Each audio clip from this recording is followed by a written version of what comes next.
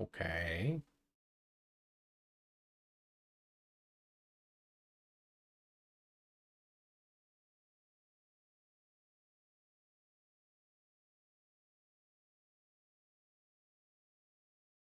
Alright, kick is still a failure. That's okay. Just want to see if... Why? Why is it like this?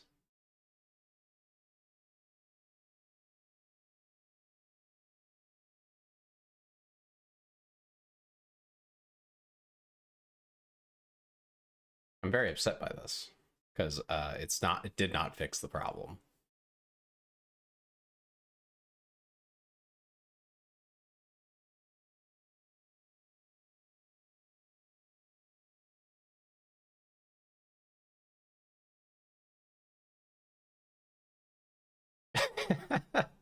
I can't believe you. Yeah. Why is Restream so bad?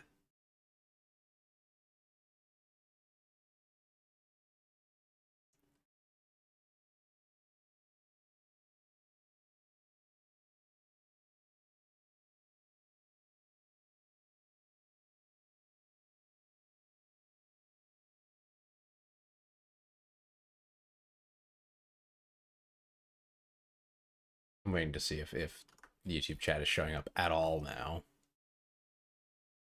I mean, it should be.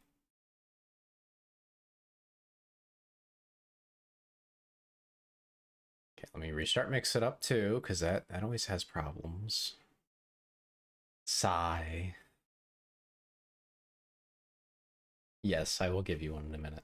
Let me restart the Redeem software. That should help.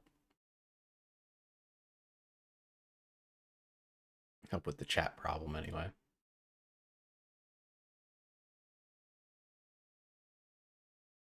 That was a very specific length of time, Clay. All right.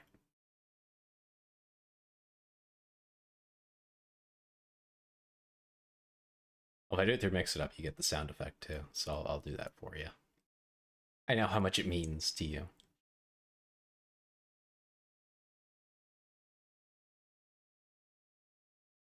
Let's see.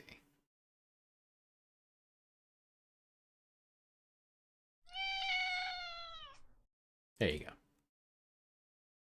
It has been returned. And I think I should at least be able to see the chat through Mix It Up. I don't know why Restream is faulty and failing and just awful. No, you don't get two. I already did that one for you. I think. Yes, I did. You don't get to double dip.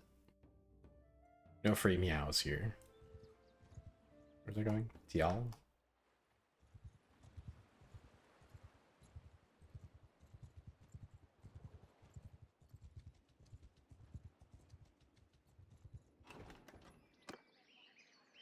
Oh, icky sturgeons. I'm just a little guy, says Bo. Bo, you keep insisting you're not a little guy. What do you mean? Can't be both.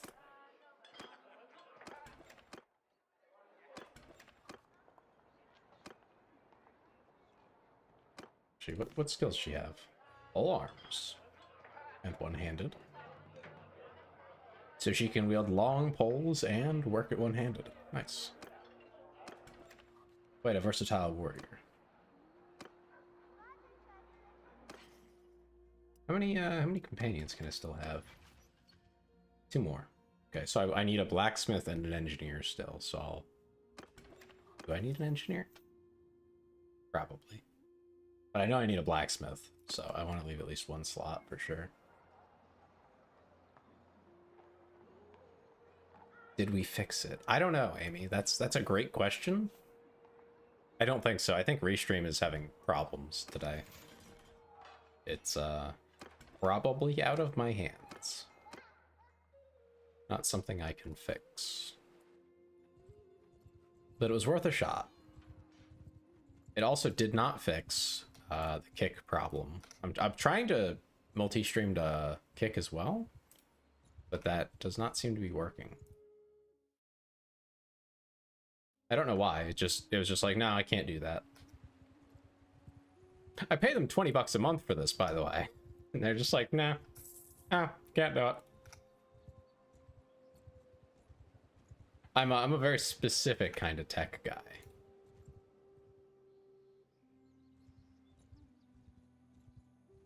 If you want me to build out like a tax system, I can do that. I do not know really how streaming works. I'm not into networking.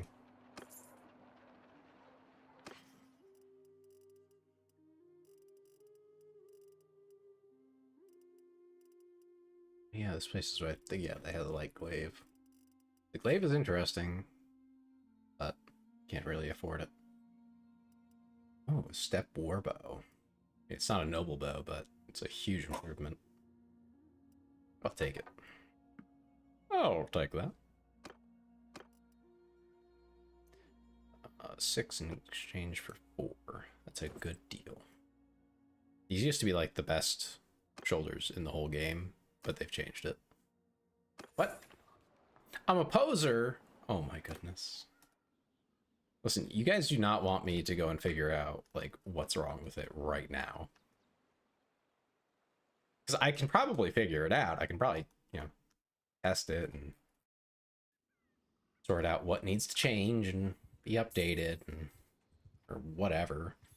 But on stream, while you guys are trying to, you know, watch something, I don't know, it seems like it would be annoying. No, don't. I'll just break it more if I do that.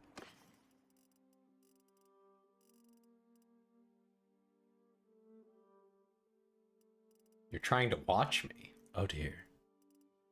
Yeah, I don't want to leave you guys. That's really what it is.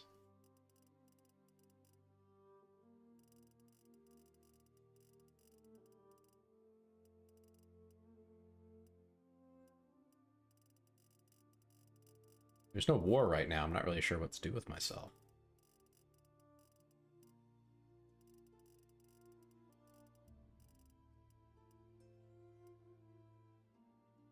I definitely need better armor, but I'm not going to find it out here in the east. I'd have to go west. And I don't really have the money for it. I mean, I'm not like broke, but... Blackened leather lamellar shoulder pieces with cape. Wait for daytime, and I'll join into it. I just want to find out what that is. Like, what are you trying to say, Bo? You're calling me a dummy.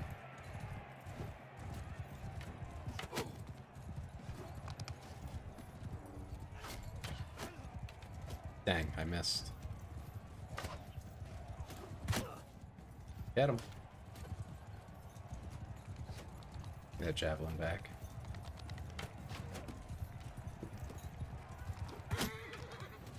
Oh, I think I missed that one.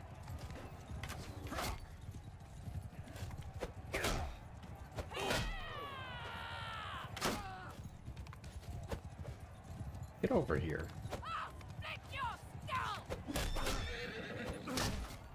Got him. I'll be taking that.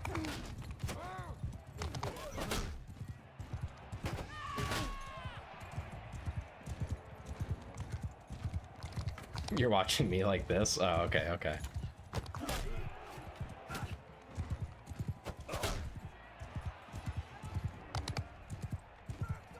Hey, our whole team survived. That's actually pretty remarkable.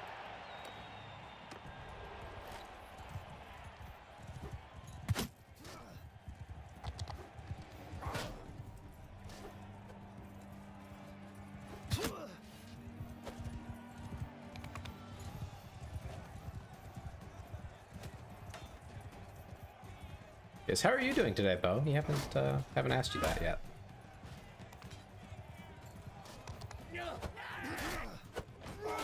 Do anything exciting lately? Anything fun?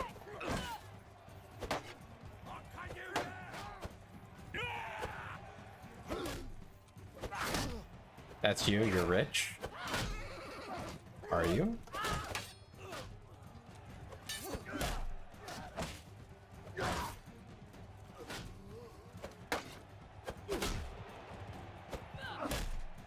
I'll tell Twitch not to give you gift subs then if you're rich. If you're just piling up stacks, you know, what's the point? I did hear about your giant fluffy dinosaur. I remember telling your boyfriend that was very cute.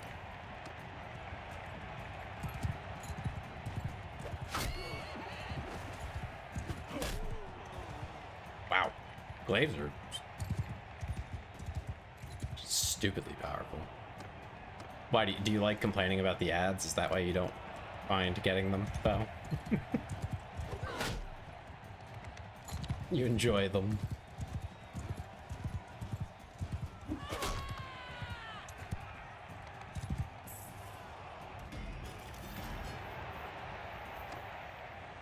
I actually have no control over that, just to be clear. There's nothing I can do.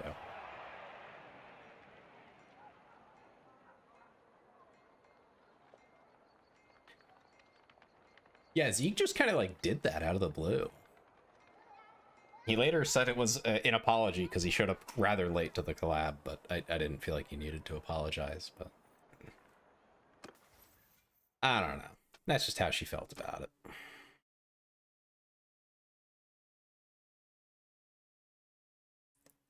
Oh yeah, it doesn't matter. Duh.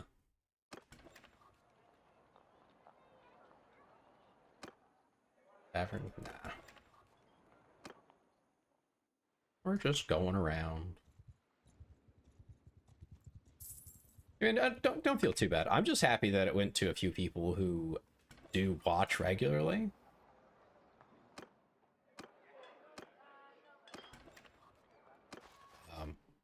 Because I've gotten gift subs for people that I follow, but I haven't had time to like watch. And I don't actually know if I like to watch them. Definitely going to encourage me to do that. But if I don't have time, then I worry that it may be wasted. So,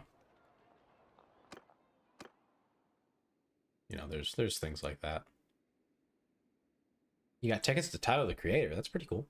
But you like the fluffy dinosaur more? I mean, understandable. At that rate, just get a body pillow or something.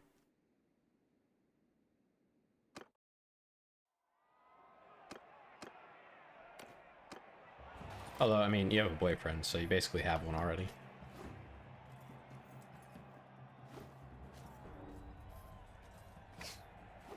You like dinosaurs? I mean, I would hope so if you got a big stuffed one. Yeah, that guy was moving.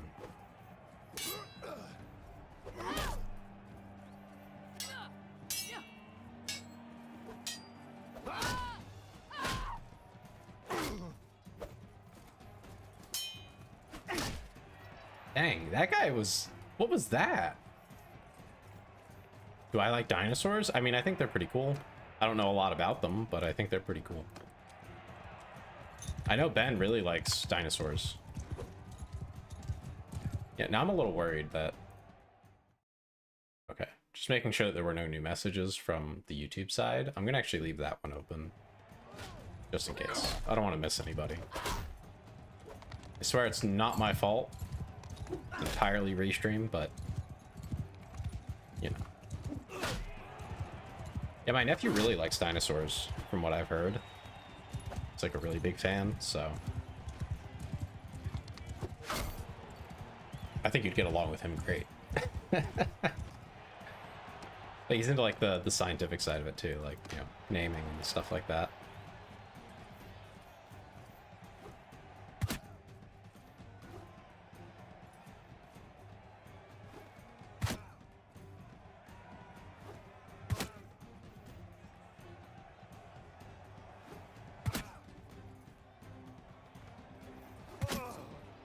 Right in the stomach.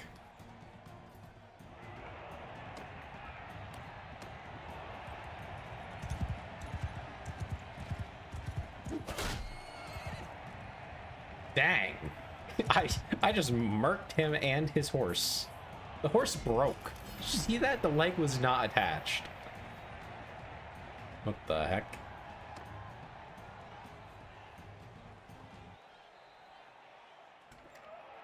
You know, I'm into a lot of like science-y stuff, history, things like that. I don't go on about it because I don't know it. I know enough to know that I don't know enough. You know? I have a very shallow understanding of quite a few things, but not like a ton otherwise. I should learn more about certain things, but only so much time in a day, right?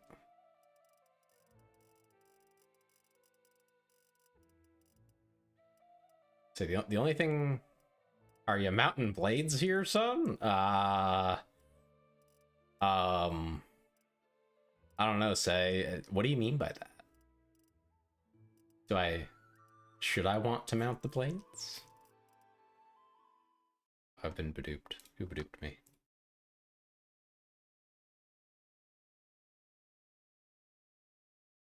Oh, interesting. 22nd, when is that?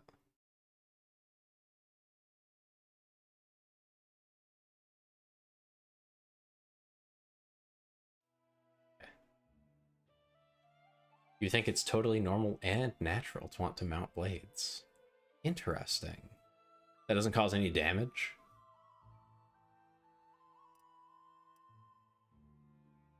No long-term issues?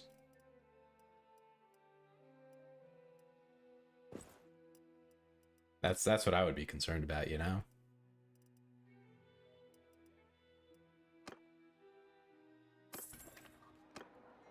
I mean, there's a whole game dedicated to it, so I mean...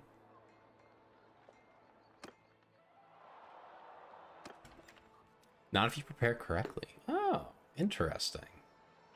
I'll take it into consideration. And yeah, what if the blade's too long or too sharp? Those are great questions to ask. Takes a lot of training. Oh. I don't know, that sounds like a big commitment. And I don't know where I'd find a blade in the first place, to be honest.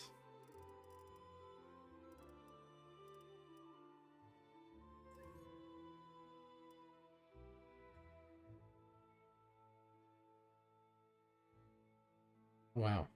That's a much faster horse. I think I'll use that.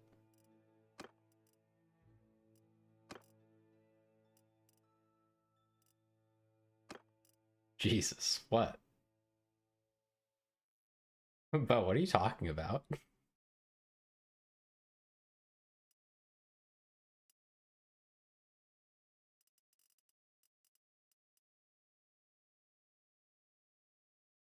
Why are you saying such things to me, Bo? What did I do to you?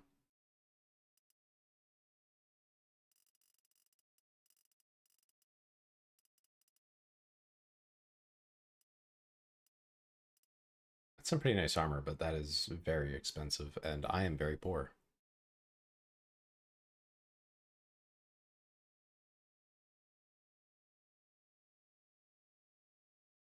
What does using your brain have to do with that? Right, stuff to do that.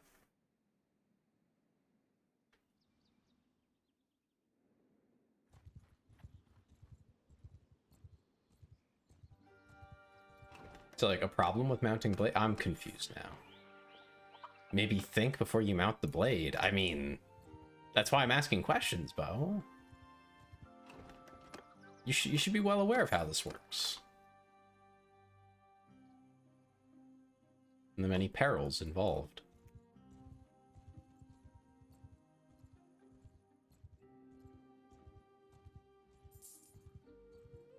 And you should know. I'm notoriously stupid.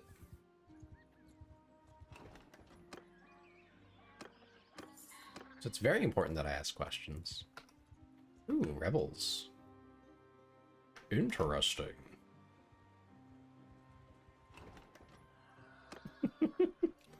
Voices in his head. Probably. Huh. If I was a higher level clan, I would just immediately go to war with these guys and try to take the city for myself. But I don't think I have the funds, the influence, anything for it. Real shame.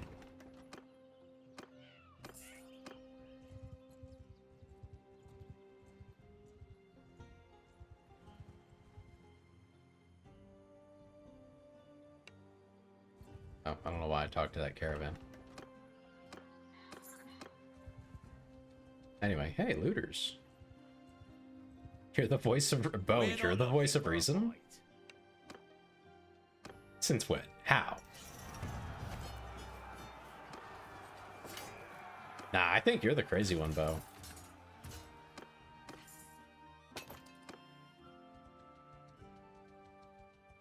I think you're kind of wild. A little bit odd, maybe.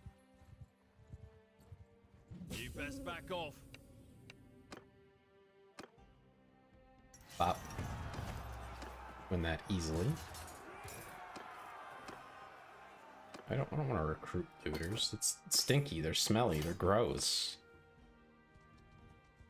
Crazy. I was crazy once.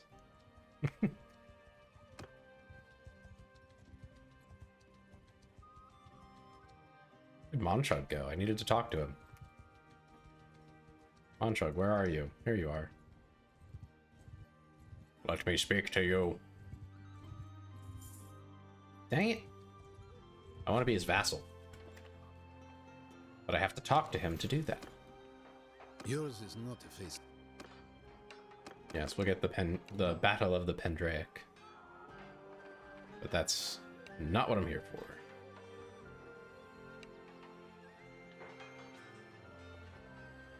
Oh yes, say, I don't know if I've introed this whole campaign to you. We are the My Little Pony clan.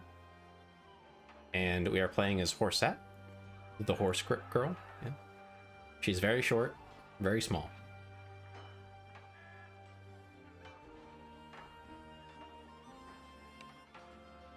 Yes, yes, we will join them. Oh, they give us troops. That's pretty cool. You get a few little extras.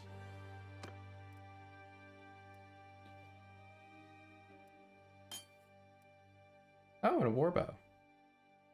Kind of don't need it, but I'll find someone who can use it.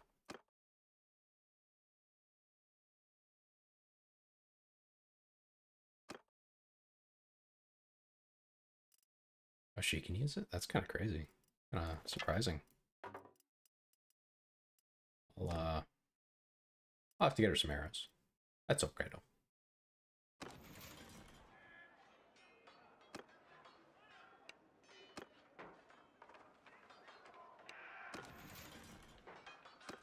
Okay, so now we're a vassal. Which means we get a little bit of money, if I'm not mistaken. Although, it looks like we're ending up paying more. Interesting.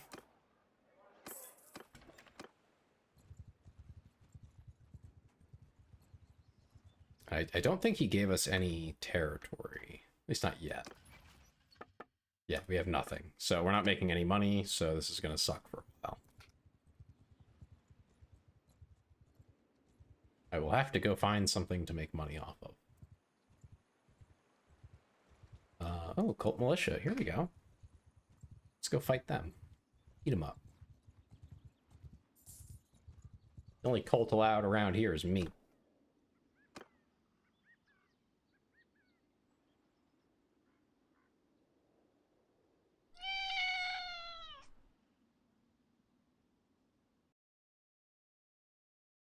Oh, Bo has redeemed the cat again. Now, let me test the... Okay, I do see the YouTube chat. Good, good. I don't have to keep that open. Meow. Meow. Meow. There's your meows. Tried a few different things there. I think that last one came out okay. Assuming it didn't get cut off. Anyway, what happened? Oh, good. Got some prisoners. A bunch of our guys are ranking up.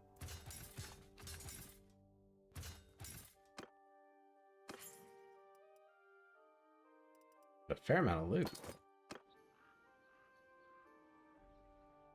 Yeah, they're under attack. You egged my head. How rude. How could you, Bo? Oh, I can't believe this.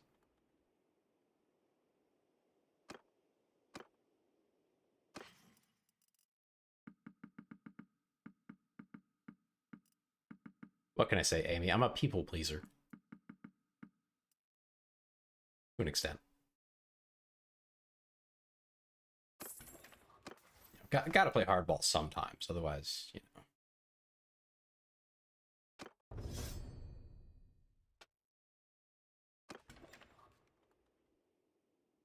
I like all my viewers. I don't know about equally, but I like all my viewers.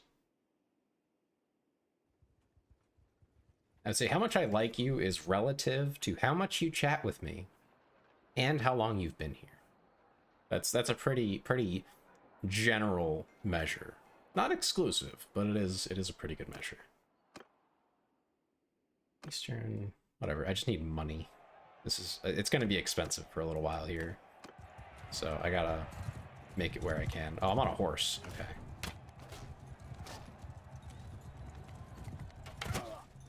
Ooh, right in the chest.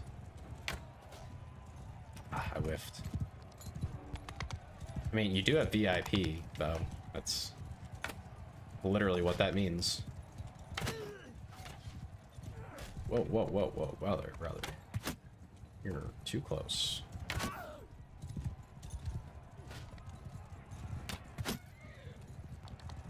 Oh, I think I hit the horsey. Oops. Good thing they're training arrows, right?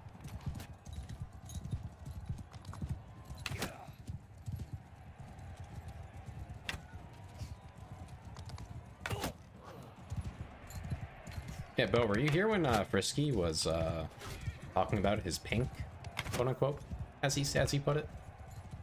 I can't remember who was here for what parts. That was a very hectic collab.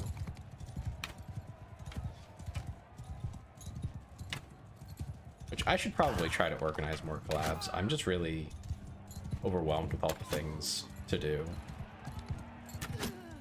Like, I'd love to do Lethal Company or content warning, but that's like, I have to bother people and look at their schedules and like figure out how. And make sure they own the games who are willing to buy them anyway.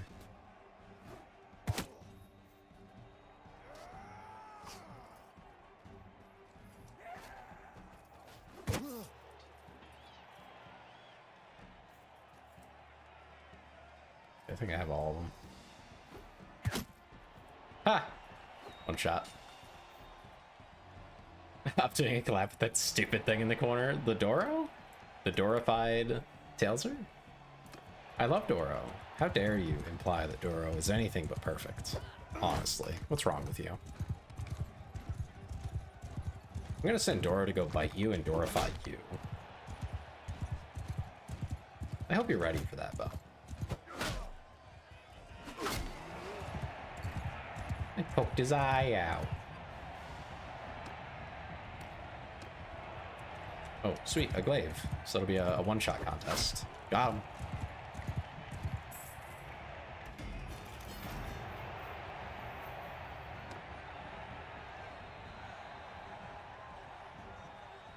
You're gonna send your cats to fight that thing? They will lose. If you get bitten by the Doro, you become Doro. That's how it works. That's how it's a disease transmitted through bites. Almost like a zombie thing, but like not.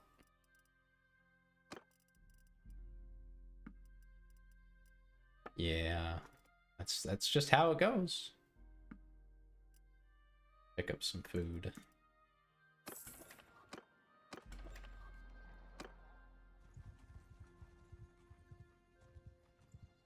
I think if I deal with this hideout, I get a fair amount of popularity with the locals. I don't know what happens if an animal gets bit by a Doro, though. I don't know if that's been explored.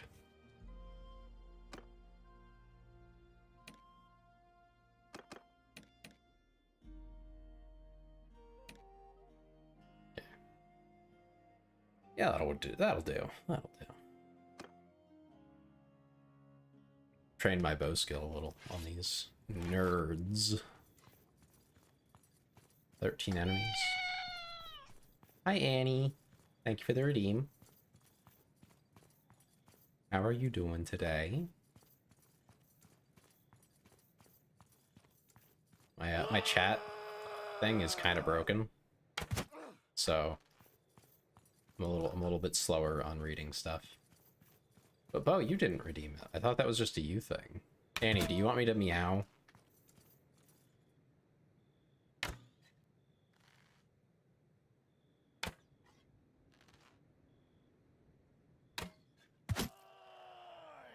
Absolutely. Okay.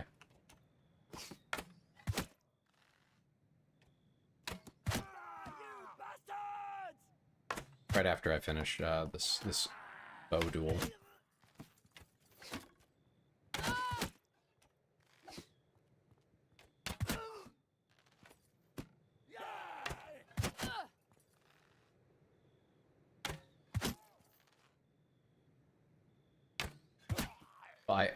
I'm focusing. I can't meow properly when I'm at battle, you know? Okay. Anyway. Meow. There you go. At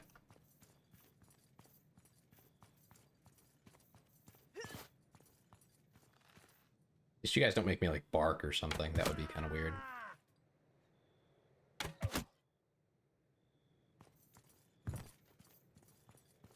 It should be most of the enemies down already.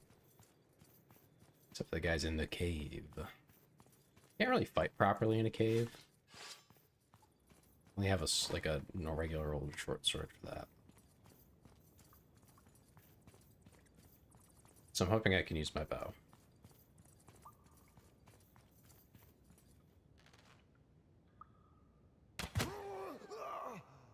Got one. Is there another one? Yeah.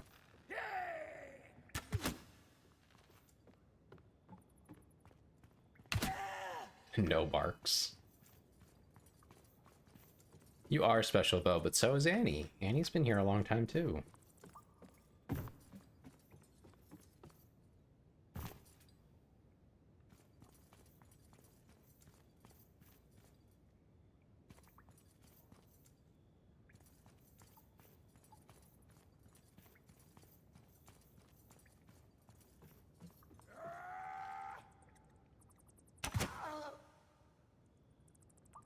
No barks. No, no, probably not gonna bark.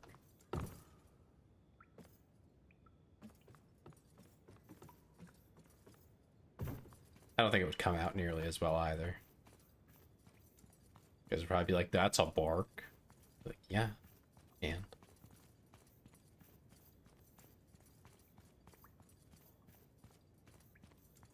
we'll duel the leader this time.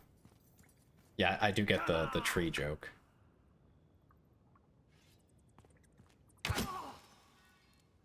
Ooh. His eye is gone. You suck. Of course I get. What are you talking about? I didn't take my my weapon out. You've got...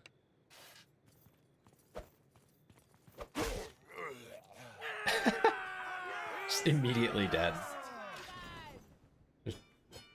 Send no, Ben. Not nudes, dudes. I'm going to war. I need more men. Thanks for the setup. Appreciate it.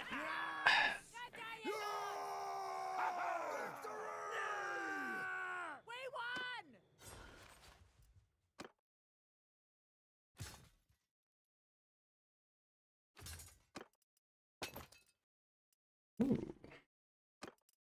Actually, you have to pay him though. I mean, there are tier 4 units to compare him to. I guess that's not a crazy price. The others can go away though. I don't see them really upgrading to much. A psychological weapon, Ben? Yeah, the regular caravan guard doesn't upgrade, so we don't really want them. A bent spear. Yeah, sounds great. Oh, ad starts in 10 seconds for those on Twitch. Allegedly. I don't know how true that is. Could be inaccurate.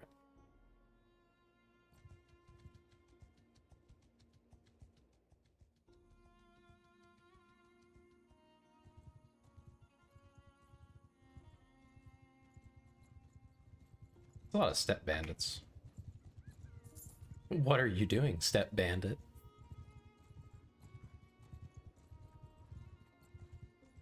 You're trying to teach mouse girls how to build the improver from SCP. Why? What? Huh?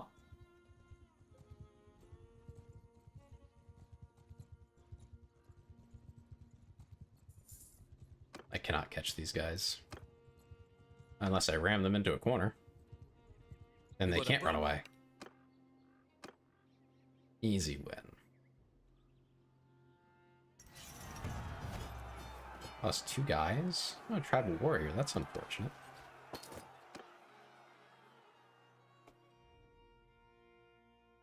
Oh, sorry. That's Ben from YouTube, and the YouTube thing is just... yeah, it's just not showing up. I'm sorry. Yeah, Ben is teaching mouse girls how to build the improver from SCP. Apparently, it is an auto doctor that randomly grabs people, pulls them inside, then improves, quote unquote, their bodies, often with unnatural cybernetics. Yeah, you can blame Restream for my insanity today. It's all their fault.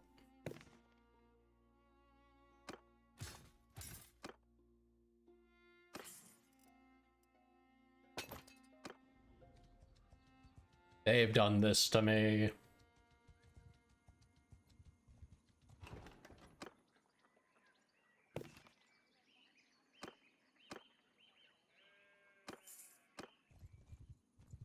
Yeah, I'm basically trying to prepare my troops, an army, for when we do go to war, so I can actually like be useful and helpful. Not a whole lot of like bandit groups and stuff to fight here though. So it's maybe a tall order. I look so stupid. What, in the derp emote? Yeah. Ben says, if it gives any of the girls tentacles or makes femboys, I'll be sure to send them your way. Thanks, Ben. It's like I'm on a talk show and you just can't see, but like I'm getting, you know, viewer letters out and reading them. It's kind of like that. You know, I'm definitely not crazy. I'm telling you, I'm not insane. I am not losing my mind.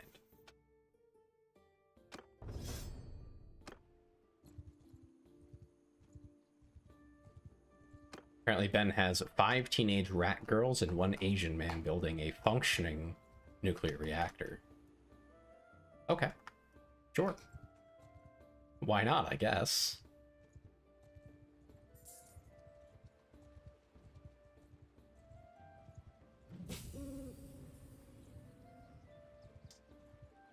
Hideouts are tempting, but they usually don't have enough to be worth it at this point in the game. I'm a little slow, I'm noticing.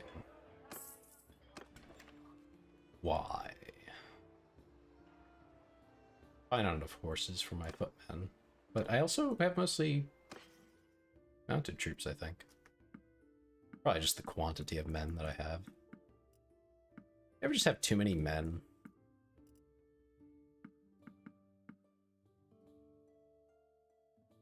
There's no evidence? I mean, if you go to my YouTube channel and look at the chat, you'll see him in there chatting.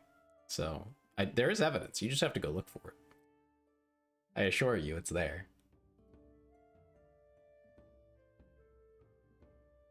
He says it's a radiothermal cell. Basically, you make uranium wafers, stack them like cells in a battery, and the decay heat gives you super clean power for about 500 years.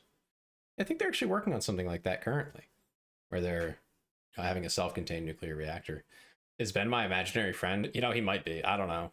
That's possible. I could be typing into YouTube on a different device right now, giving myself messages to make myself feel better.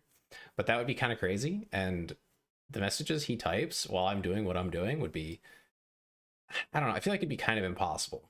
It'd have to be like a bot or something. I'd have to make Ben into a bot. I think that's what it is. And I don't think that's possible.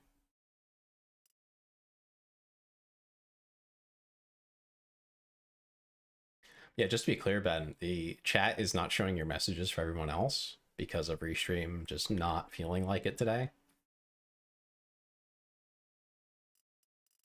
So I can see them, but everyone else can't.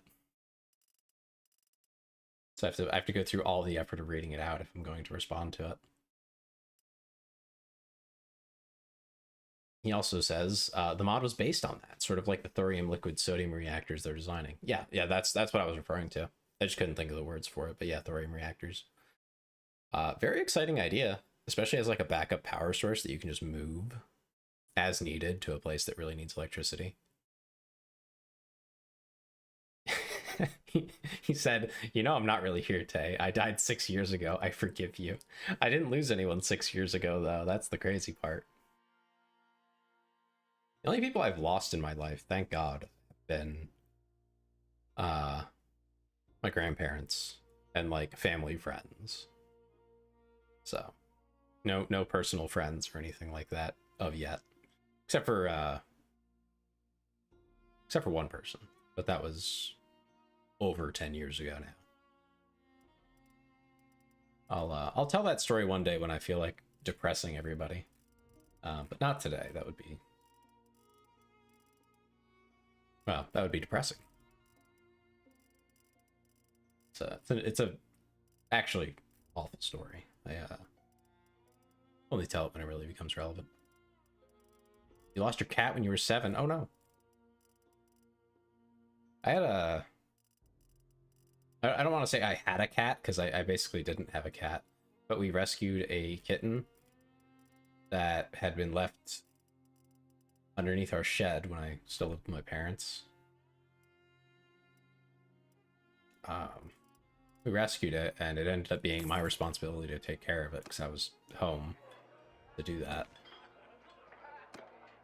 But the next day, after I'd, been taking care of it for a good, I think, day and a half or so at that point, it unfortunately must have been ill or something, because it passed away while I was bringing my grandma to a doctor's appointment. I came back home and it was struggling. I tried to help, but there wasn't really anything to do. So we gave him a burial.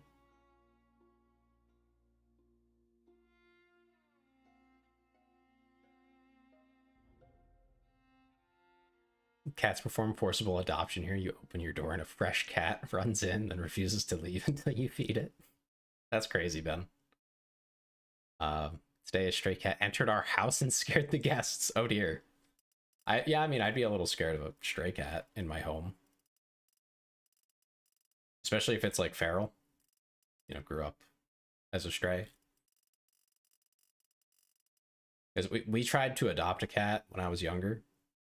And the way that ended was it hated us, never wanted to be in the house, and would pee on everything. It was a boy cat, and would always get in fights with the other cats in the area because it would not stay in the house. It was so friendly. Well, yeah, then I could see it. I could see you adopting it. No good gear here. Especially not for a good price. Raid some troops.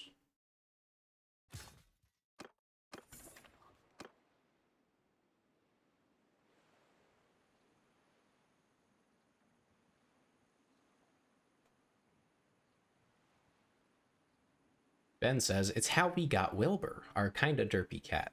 We think they dumped him because he had minor brain damage. It wasn't enough to ruin his life or make him have pain. He just was a little wobbly and off, but very loving. Well, that's very endearing, Ben. What did the cat say to the other cat? I don't know. Meow.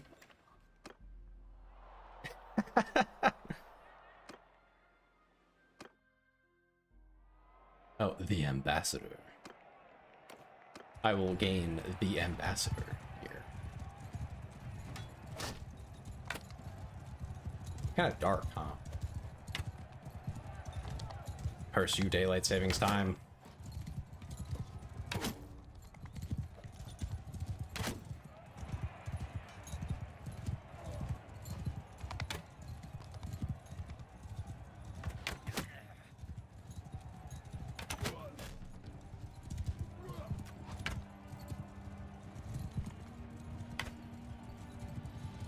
You're going to sleep. Oh no, Bo is eepy.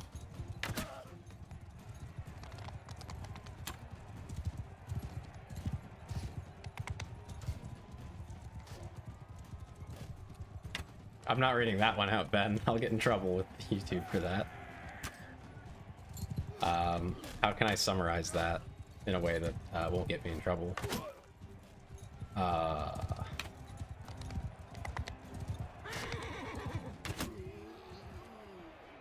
Have a good night, Bo. Ben said, that reminds me, Bad Dragon is finishing up the Tay Tale. And how do you want it configured, let's say? I don't think that's true, Ben. I think you're lying.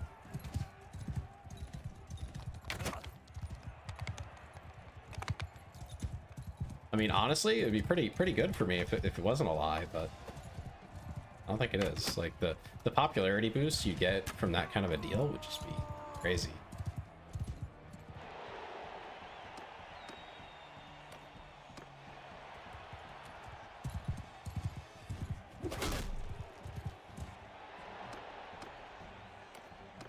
I'm so good at cavalry.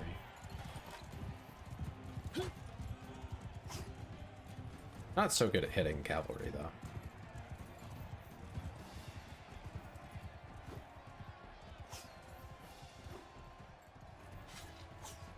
You're saying I should not explain the joke?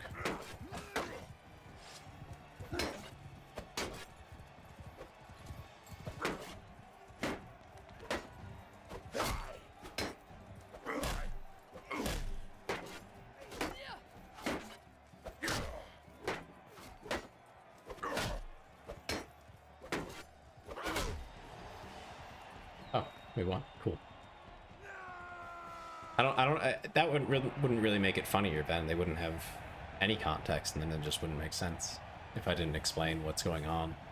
But Ben says, back in my day, we whittled our own toys out of horse ribs and attached real animal tails to them. Did you really?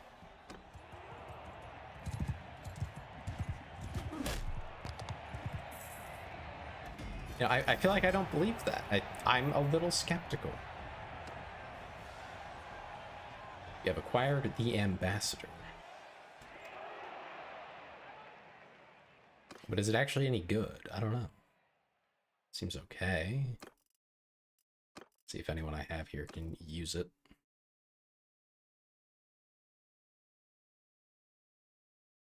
Oh, it's longer. Yeah, that'll do.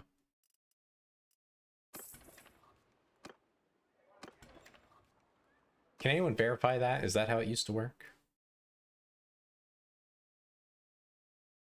YouTube is not out of the void, Klee. I cannot fix it. I don't know what's wrong with Restream. Something is up with it, but I don't know how to fix it. And I don't want to ruin the whole stream trying to troubleshoot it.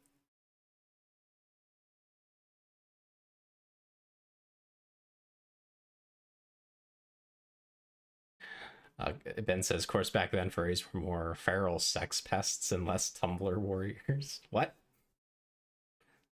Oh, Lord.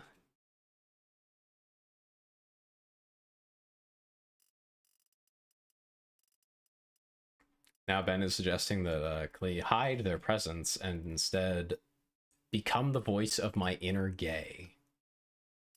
I didn't realize I had an inner gay. Were you guys keeping that a secret from me? Is this something I should be aware of, but just I'm not?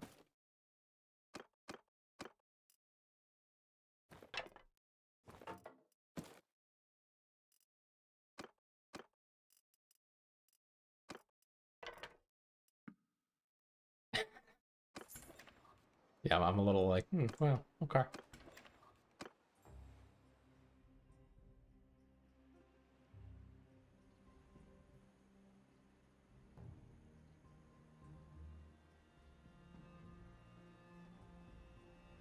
You have a boyfriend, you've got at least one? What do you mean, Ben? What does that mean?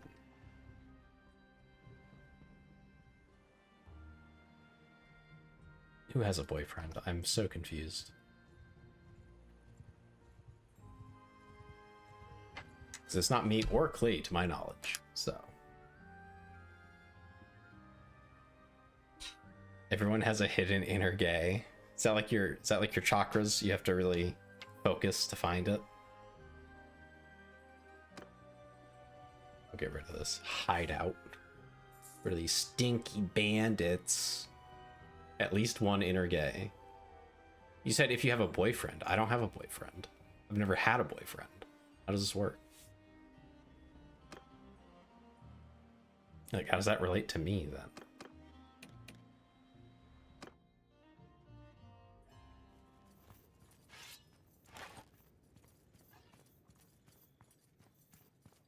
Hi, Frisky. How are ya? I think you just missed Bo. Oh, someone's angry at me. Randomly yelling. Got him. Pluck.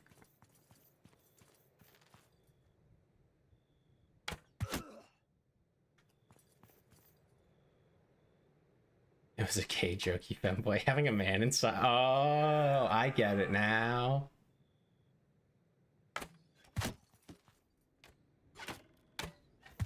Clee said hi as well to you, Frisky. I think Clee was one of the ones thirsting after you the other night.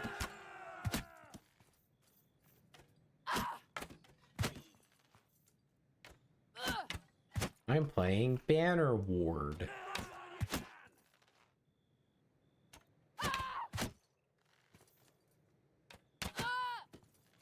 I'm running the My Little Pony clan.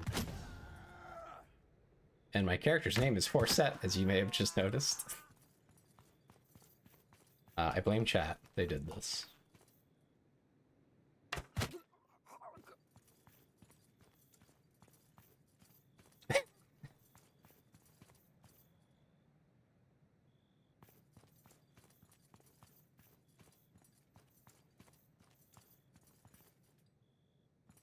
Yes, what have you been up to, Frisky? Anything fun?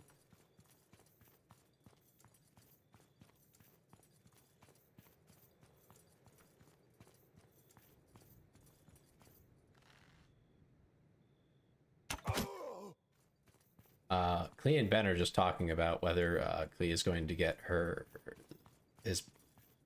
Huh? Okay, no, sorry, I misread that for a second. Yeah, no, Clea's hopeful that his boyfriend will come in the mail, and I feel like that's a play on words there again. I do things, then blame you guys? And never.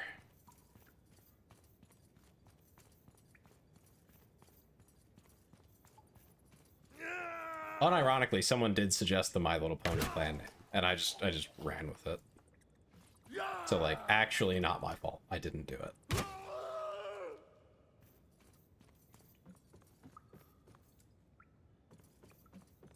I literally asked chat, hey, what should I name my clan? And then they came back with, hey, you know, My Little Pony.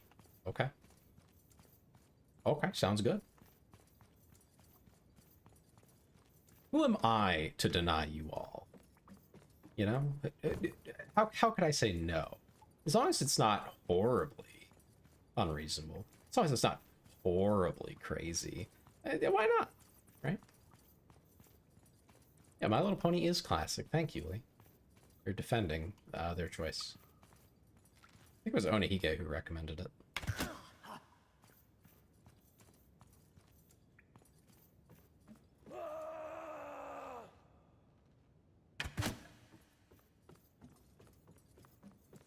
I made her a soda can tall. That's your doing? I mean... Yeah. You've got quite a sweat through my...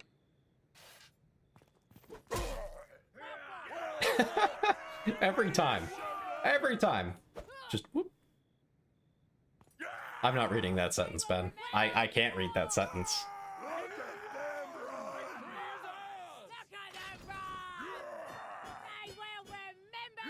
Yeah, no, I had a friend back when, like, bronies were kind of popular. And he got pretty into it, and he was like, you know, it's actually really good. You should watch it. I'm like, no.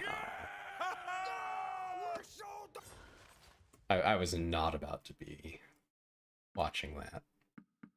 Mainly just because I didn't have the interest in it. Just wasn't for me. Yeah, I've got some nomads here I can get rid of. That's fine. We'll take that guy. Take a warrior. Yeah, the E-Bussy is back. The Bussy has returned.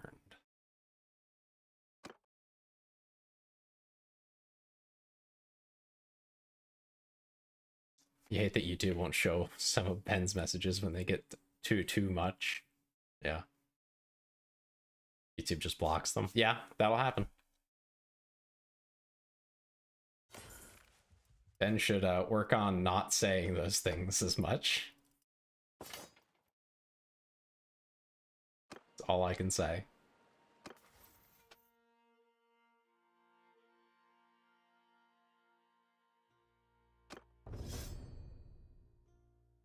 Another point to spend. What do I spend it on? Engineering, maybe? Athletics, perhaps.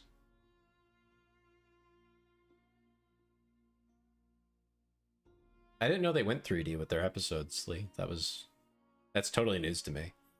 I can see how that probably wouldn't be very good. Probably in the same vein of people being like, yeah, there's Berserk movies, but they're in 3D. And I'll be blunt with you, the 3D animation kind of sucks. However, I still think if you're not going to read the Berserk manga, you should watch the 3D animation, because it's better than nothing. By a fair amount. I mean, they keep pretty close to the books. And you can find a version of it. It's out there somewhere. Fans took the 3D version and the old 2D, like the regular anime from like the 90s or whatever, and they spliced them together to get the full story in as high resolution for the 3D version, of course, and completeness as they could there, and they mushed it together with the old one so that you get every single scene more or less.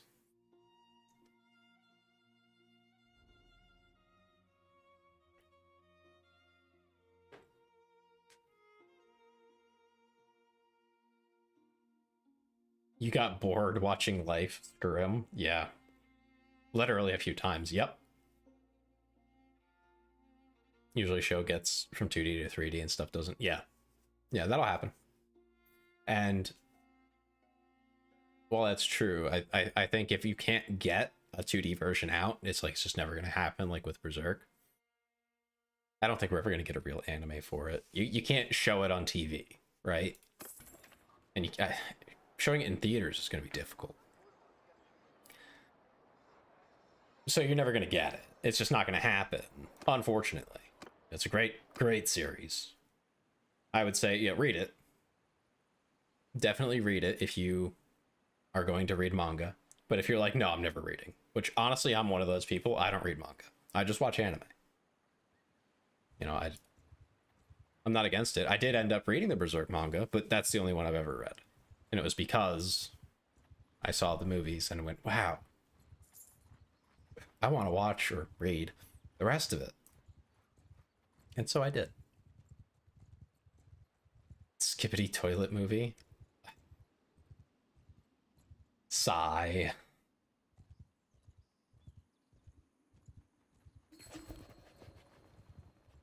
Declaring war on the Northern Empire. These guys? Yeah, we can do that.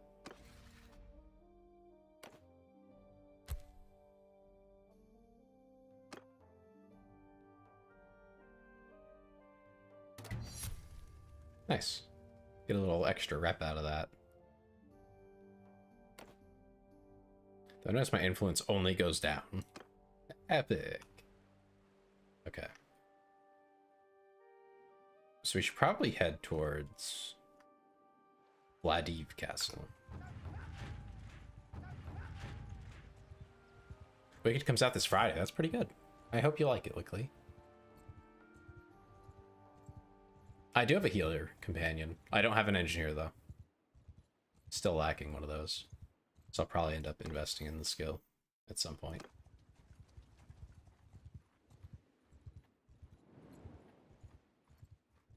I'll be honest with you, I don't really get the whole skibbity thing either.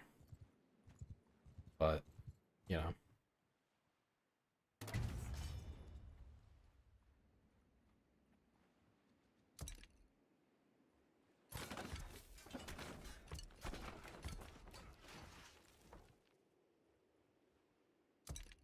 Actually, yeah, we'll build those first.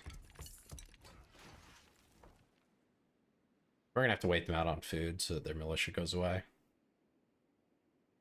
God, I don't know if you want to watch Skibbity. It's definitely some brain rot for the kids.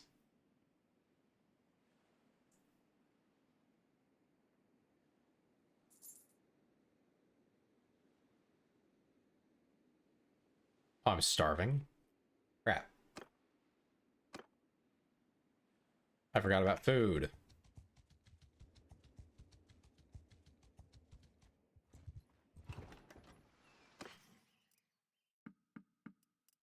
How long will that last me? 6 days? Long enough. I'll have to go to the other town here. Oh yeah, no, it's a whole show. It's like a whole thing. I mean, it's just on YouTube. It's not like no pros put their work into it, as far as I'm aware. But yeah. Okay, I have 7 days of food. That should be enough to get some progress here.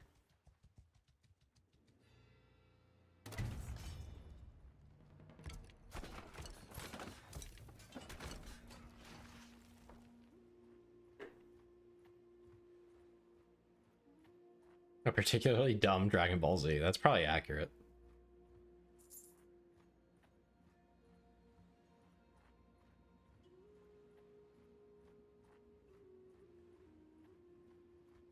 Armies are coming to support me. How cool.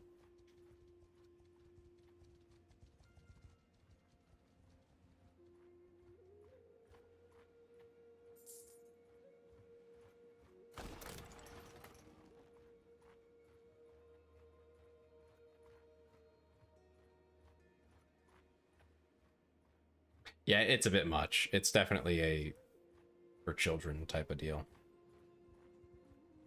I'm not in command of the siege. That's a scam. I'm actually being scammed. That's crazy.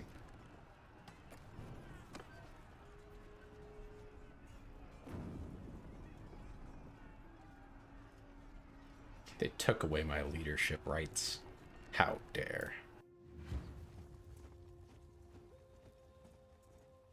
Sergeant, you're on command. You know, Ben, it's a damn shame you're not up on the screen for chat.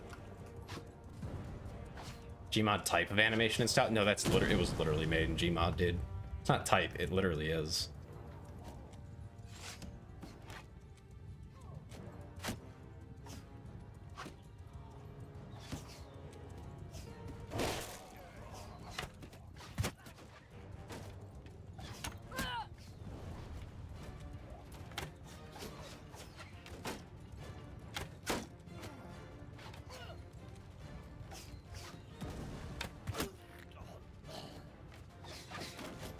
They dropped the pork. That's actually really funny.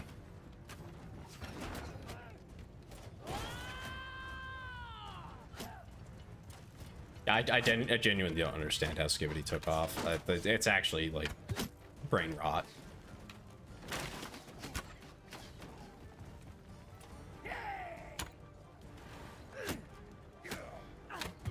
Shows that children will watch basically anything.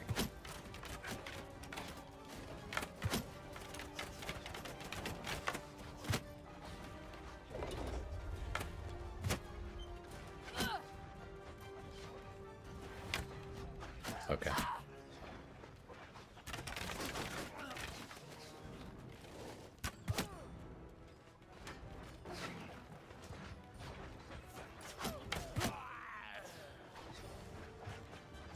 Ben, why are you implying that I murdered you?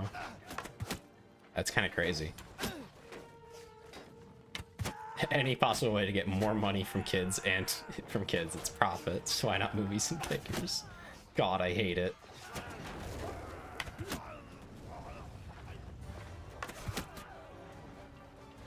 Got him.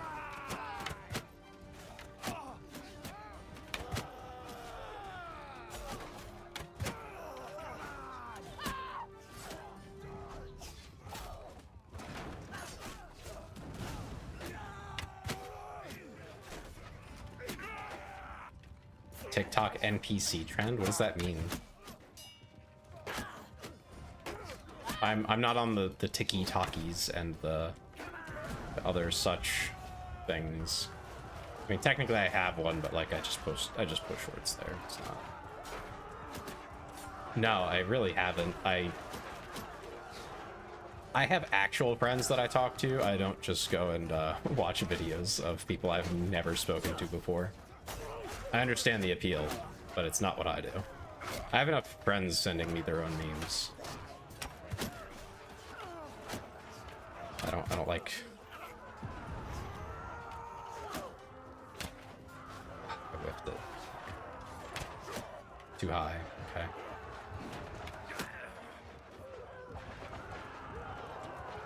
What is coherent media anymore? I don't know.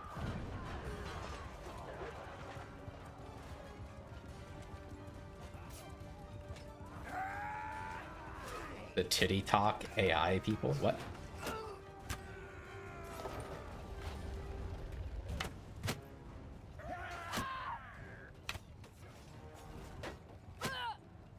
How dare. Take that, you ruffian.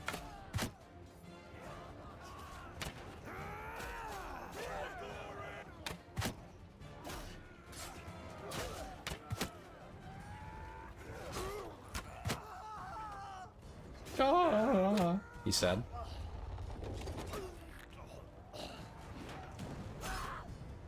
No, I more meant specifically, I have friends who just send me tons and tons of shit. Like, tons of videos, tons of memes. I don't have to open TikTok. They send me the TikToks. Like, I don't even have to get on the app.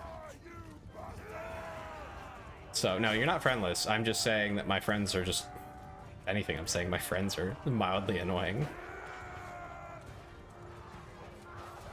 In ways that I love them for. The issue is a lot of people are on it, and people, especially in large groups, are stupid. And they'll just like do whatever is goofy and funny and they feel like doing. Which in a way is kind of great, but at the same time, it's like, you guys are... Some of you guys are a little stupid, huh? Like, who let you guys be in charge? But the entire format, and it's kind of why I don't like... Even though I make shorts, I don't really hate astrology. I hate astrology, I'm not gonna lie. If you use astrology as anything other than like a funny little thing, like, haha, you know, oh, haha, my horoscope says this. How funny, how interesting. Anyway, moving on with my day. Like, if that's you, that's fine. But if you're like, my horoscope says bad things will happen today, I better stay inside and not do anything at all and just fuck up my life, then, you know, I think you're kind of crazy. I think you're a little cuckoo. I think you maybe want to reconsider. Just throwing that out there. You know? If you let it be something that just, you know, brightens your day a little bit, that's fine. Oh, we're done. Okay. My help was... I ran this thing and you took it away from me. You scumbag. Okay, took all the credit.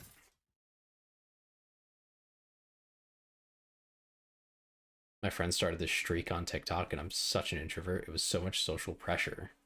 What is a streak on TikTok? I don't even know what that is. My astrology says that I'll die many times, that I think of it as that I'm dead inside because that's every day. You know, if you stretch far enough, astrology will always make sense.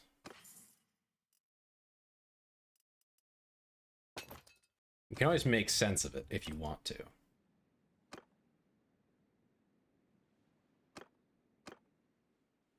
But you shouldn't have to try to make sense of something like that.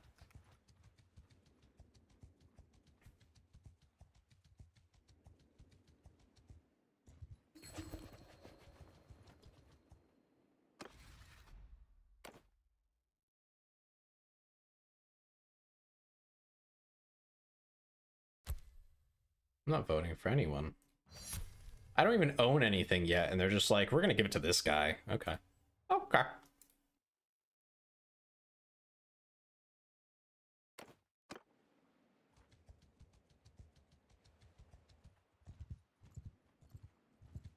What's my sign? That's a great question.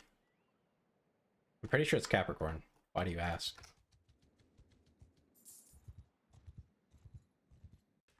Asking for a friend. Sure you are. A streak is sending each other messages and it counts how many days, so you send every single day. Yeah, I hate stuff like that. That is engagement bait by the company that runs the service. 100%. It's just engagement bait. And if you're having to force yourself to do it, that means that it's working. They want you on their site as much as possible, and they will do anything and everything to get you to stay, including making you feel bad, which I find awful.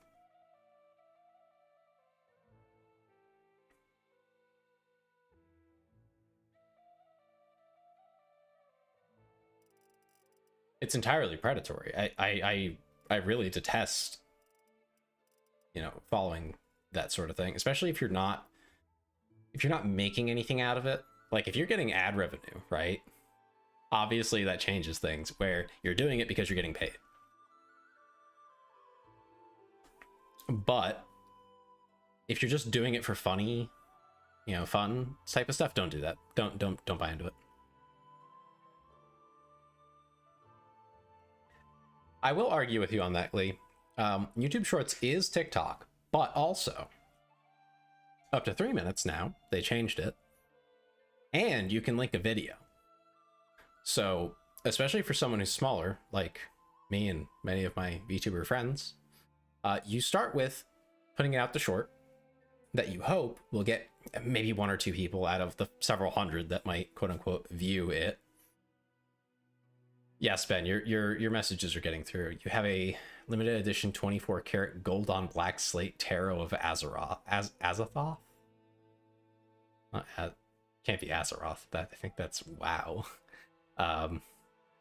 Yes, I'm seeing them. Just trying to keep up with everyone.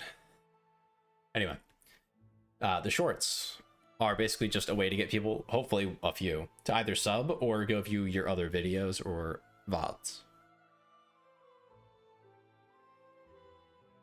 That horse is real, right? And it's eating pie, huh? Yeah, so the shorts are entirely about getting people to sub, you know, seeing just a snippet of your content, so that maybe they'll come watch more of it later, right? And if not that, then hopefully they might even just click through to the full video or VOD or whatever you're linking it to.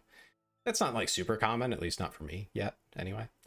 But 1 or 2 is a lot when you're smaller and have less of a reach.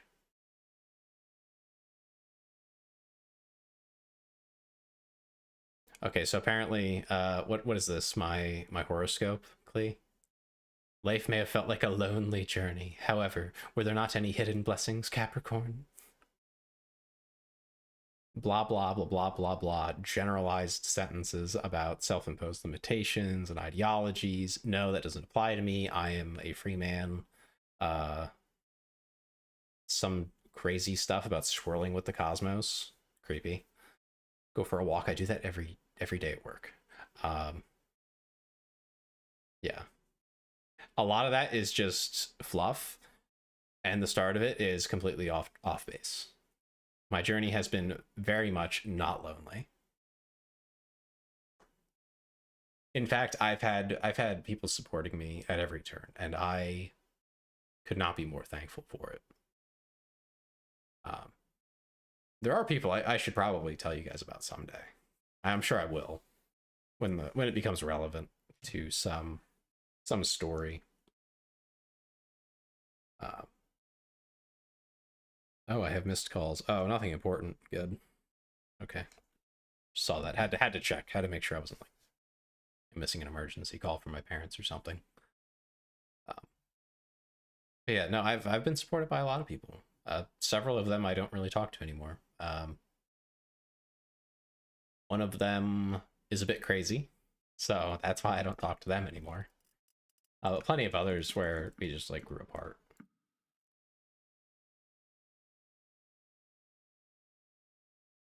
Ben supported me for so long that he'll say mean things and you'll say okay. No, Ben doesn't say mean things.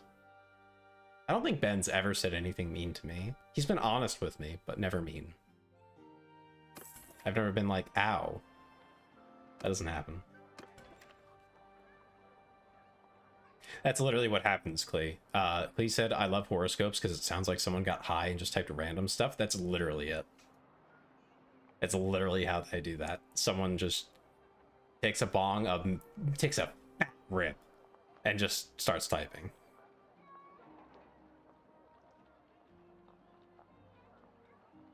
Out of pocket stuff? Oh, plenty of out of pocket stuff. A lot of funny things that were just like, wow. I think I have might have a short, I don't know.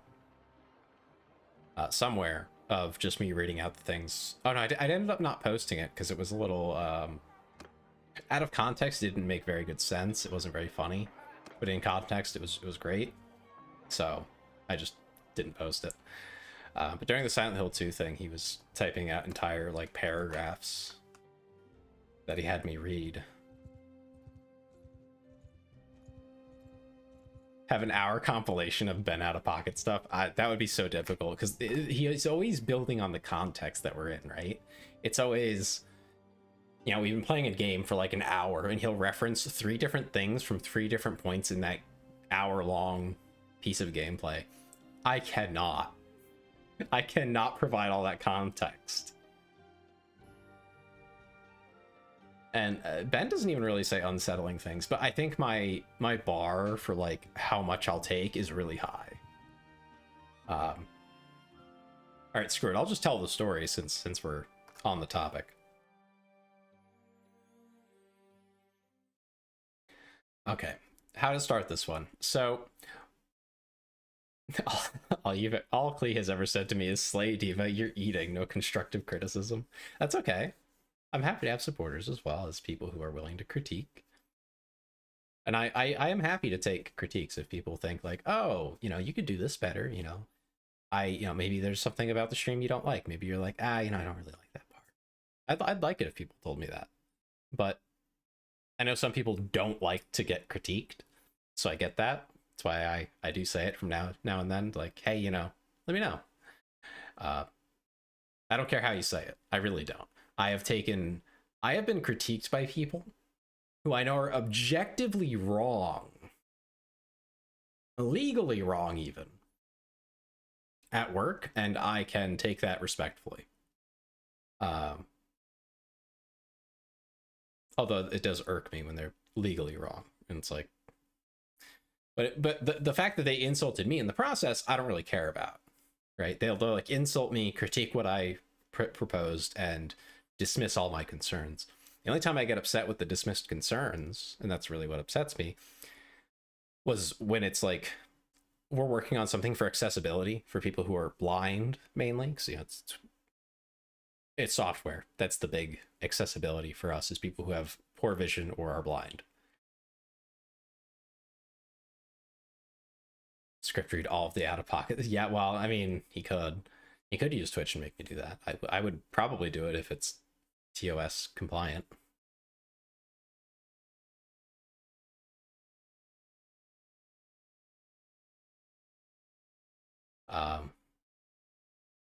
Right, where was I at in this story? Just throw hands. Yeah, so right, accessibility. And this is the one time I've actually gotten like seriously angry and not just annoyed at work. And it was because I was arguing for accessibility. I was arguing to try and get the thing we were building, and this is, you know, in government, so taxpayers have to use it. You know, real normal people have to use it. It's not like we're building for something where nobody's ever going to have that problem. I would rather be violated by a handful of rusty corncob holders than ever do software. You know, Ben, I'm learning quickly that software is a lot of stress. especially when you're not like an internal developer, you're having to deal with the client directly. But anyway, I was arguing for accessibility. They wanted to do something, it was a bad idea. I said, no, this will not be very accessible. It's not going to make sense on a screen reader if you can't see the screen. I said it in nicer words. I laid it out very clearly of like, you know, visually this looks like a mistake. We had two of the same link on the same page under different like boxes, let's call them. And they're both exactly the same link. They say the same thing, they go to the same place, but if you're running through a screen reader, you have to imagine, you know, close your eyes and try to navigate a website. It's not easy. Screen readers will read out everything.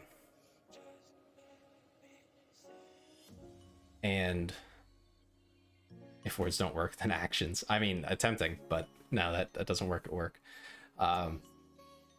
So it was set up with the two boxes. There were other boxes involved. Don't worry about those. But we had these two, and they wanted to just have a carbon copy from one to the other and just leave them in both. If you read that through a screen reader, what it does is it'll go through the first box, read you the title of that. You'd be like, okay, I'm in section A. Maybe I need section A. I don't know. I don't really know what I'm doing here. You know, first time I'm looking at this website. You know, you tab through, it starts reading out the different things you need. And then you go, oh, you know, maybe this fourth one down. Maybe that's the one I need. Maybe. I don't know. I'm gonna tab through the rest of the page, you know, get to the end, make sure I'm covering my bases, because you know, that's the only way I can tell. So if you keep tabbing through, you get to the next section. Okay, cool. Section B, cool, there's stuff here. Hey, you know, I just heard the same option I heard earlier, I think. Did I? Is it the same one? I don't know. Now I have to navigate back and go listen to that one again. And oh yeah, no, they're the same thing. Well, wait, I need one of them. Which one do I pick? I don't know. Now, the reality of this is it doesn't matter which one they pick, but they don't know that. So that creates a problem. That makes it less accessible for people who are blind. We shouldn't do that. We should never do that. We should always try to make it more accessible because it's already hard enough for these people. Yes, it's inconvenient and confusing. And even if you can see, if you're not blind and you can see the screen, it still looks weird. There's two of the same thing. Why? Is one of them correct? Will it lead me to the right place? It looks wrong. So hey, you found me on Twitch. Welcome, welcome. Oh, thank you for following. Appreciate it. Yeah, so I mean, I don't know. I take accessibility very seriously just because if I'm going to do anything, right? If you're going to build something for the public to use especially, but just for anyone to use, assuming that group is more than like 5 people that you know, you have to be accessible. I think you have to be. You know, I understand if it's a small project you're just doing in your free time, having amazing accessibility, that might be difficult. You know, if I built a website for myself, by myself, as a hobby, it would probably be lacking in some ways. You know, and that's okay. That's fine. You're not being paid big money. You're not making tons of money. You're not doing anything like that. It's not about money. I get it. You have limited resources, limited time. And you're not providing some necessary service either. You know, and some things, you know, if you're using this, you physically, there's no reason why someone who cannot read on the screen would be using the service. That can happen. There are examples where it's like, yeah, well, yeah, okay. You know, I understand why you might not prioritize it number 1. It should still be on your list. Like, you should still use alt text for images and, you know, try to make a coherent tab order when you go through things. But, you know, it may not be perfect. That's fine. That's all fine. But government especially, and legally, has to do this. We have to have an accessible website. Necessary. Legally. Now, how you define quote-unquote accessible, it depends. But really, the target that we aim for is well above the legal standard because we never want to go below it. We never want a mistake to bring us down to the point where we're getting sued for it, rightfully. We want it to be, oh, you know, we're aiming pretty high. So, you know, okay, we have a mistake. Well, it's still reasonably usable, even despite that mistake. That's where we aim. So that whole thing was super. Wait, did I call you on tech support? No, I don't have a phone at my desk, to be honest with you.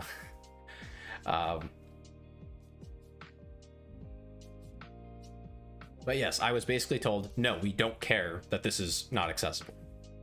I was angry. I was pissed off. Not something that usually happens with me. Like, if someone just tells me that I'm like dumb and wrong, I'm like, yeah, whatever. I don't care, because it's not going to mess up my life. I don't care if someone at work doesn't like me. I'm there to do my job. I'm not there to make friends. I do like making friends there. You know, I like having friends, but I don't care.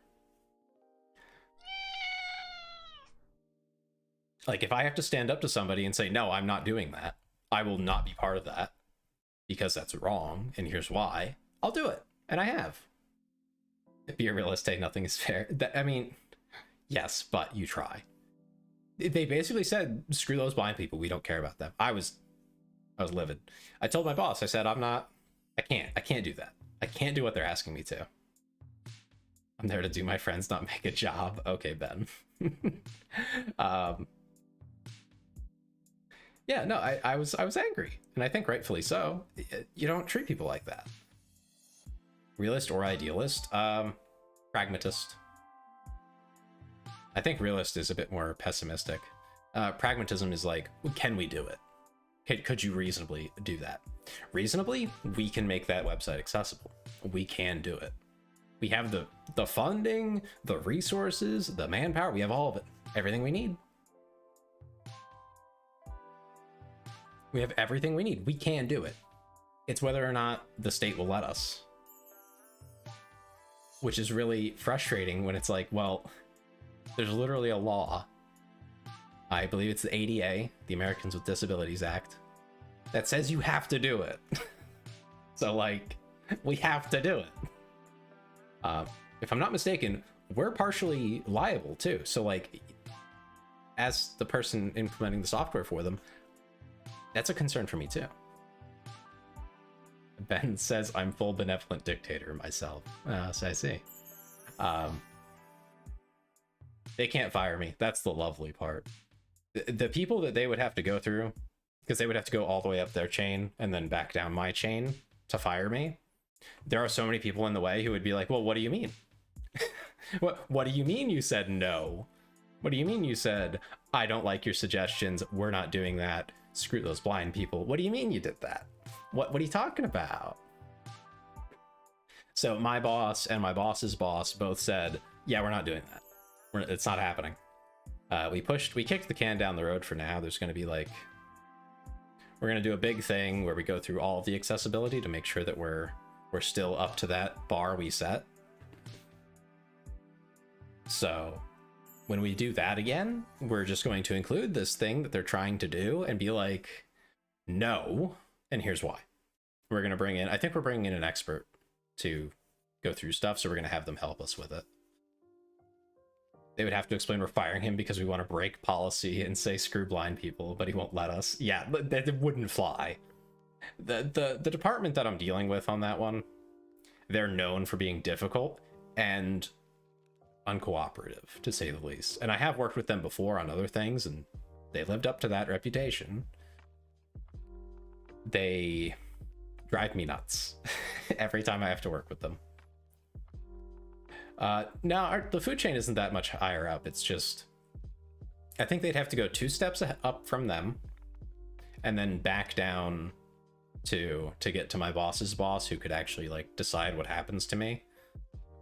And he would not fire me for that. He would throw a fit, actually, if they tried to like punish me for it. Because this is how the conversation went. I want to clarify how the conversation actually went.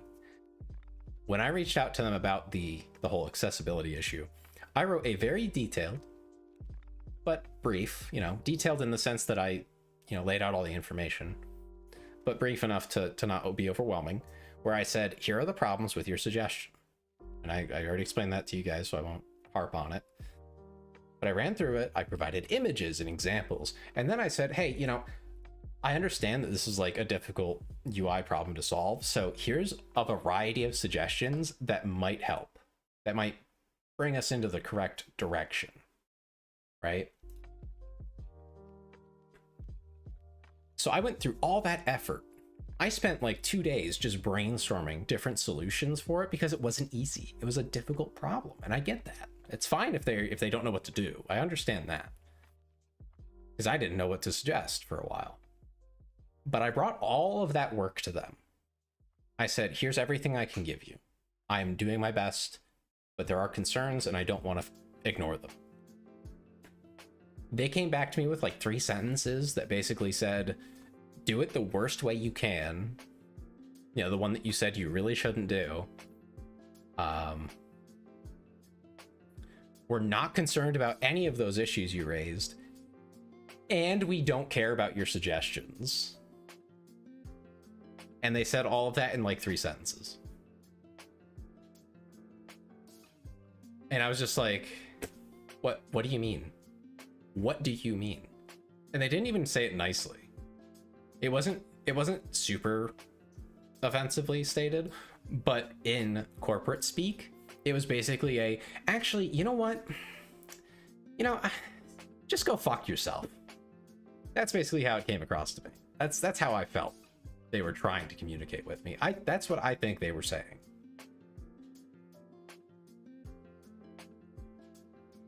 The funny thing is, Ben, the blind could absolutely read it with a screen reader and see what you're saying. You horrible, horrible man. 3 sentences, just be bad. 3 words, you mean, Lee? Yeah, no, they're just, I think they're just upset that I pointed out a problem and they don't want to address it because that's work. And they don't like work. They don't like change either. That was the big thing. They didn't like the changes that were coming about from everything we've done. We have entire reports we've built for them where like 3 different columns that come out on the report. It's like an Excel sheet, basically. 3 different columns. And they're all the same. They literally match. They're all exactly the same. There's no reason for that. We don't need the same data 3 times.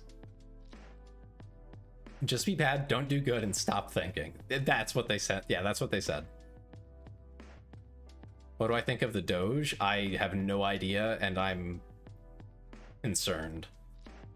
Very concerned that it's just going to be a nepotism hellhole where nothing actually happens and nothing good comes of it.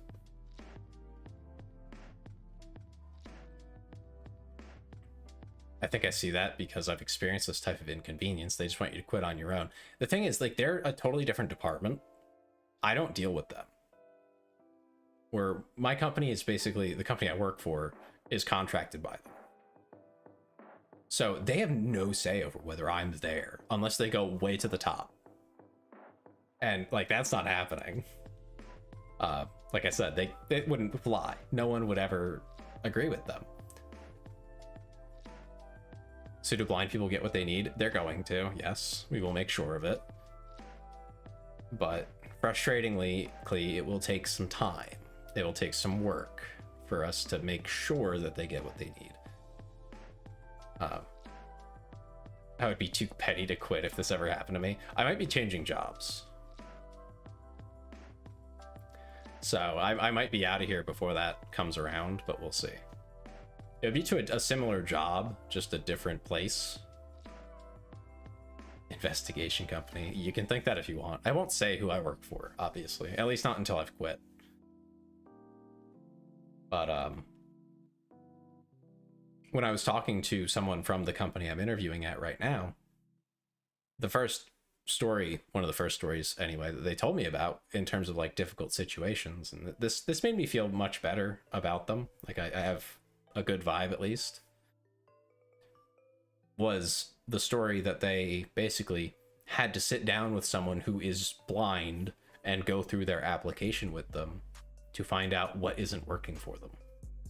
And try, because that's difficult for both of them in that situation, to figure out what isn't working and how they can fix it while still staying within like the limits of the work that they do, like the contract they signed, because they only have so much money and things like that. So it's like, how are we going to work that in, that type of question. And he was like, yeah, that was personally very difficult, because I have to weigh these concerns and I really care that this person is having trouble, but I also have to juggle the different issues. But the fact that he took it very seriously tells me that the culture there is a positive one that actually cares and is concerned with the impact they have on people.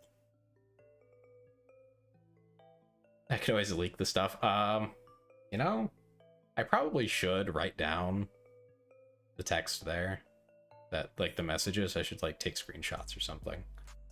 It's nothing that you couldn't acquire through a Freedom of Information Act, so wouldn't be a problem.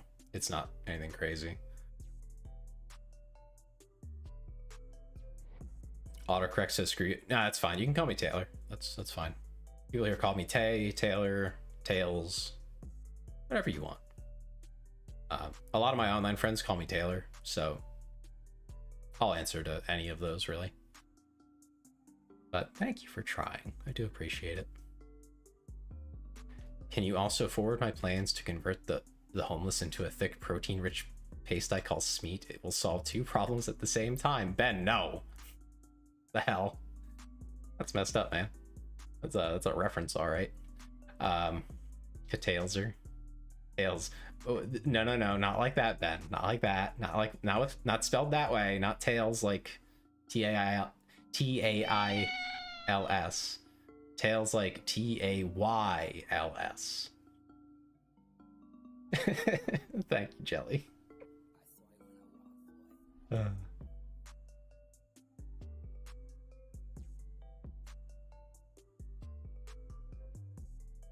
Ben fixing world hunger and overpopulation. Oh Lord.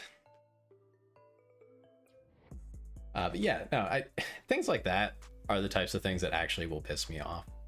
Of like, not serving the people you're meant to serve through whatever your position is intentionally.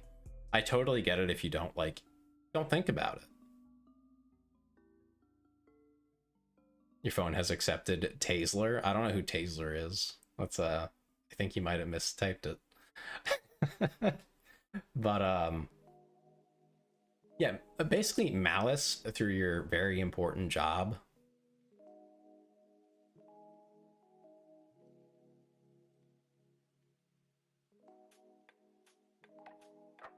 Still, Ben says, because you guys can't see it, Ben says, still, it's better than Tails' older brother, Richard Power, aka Dix. Dix Power. Oh, that's funny. How do I say my name? Tailser. Everyone mispronounces it. It's fine. That's why I think almost everyone calls me Tay. That's fine. Although I know there are other VTubers called Tay, just Tay, and so it's like, that might cause some confusion someday.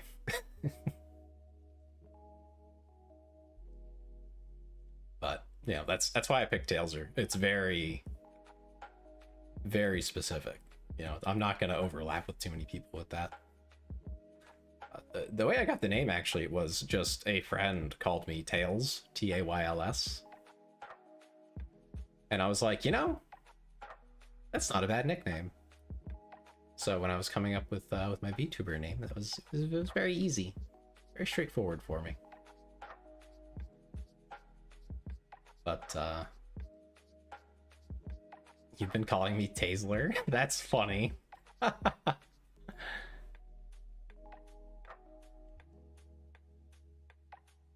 Ben, I don't want to hear about what you did to a Tails cloning facility back when you were a furry. No one needs to be concerned is right. You know, I didn't tell the story I actually set out to tell. But now I don't remember why I was going to tell that story. So I'm starting to think maybe I just let it go for now. It will never get confusing because when you get popular, you're going to be so much more popular. They're going to get confused for you and not the other way around. I see.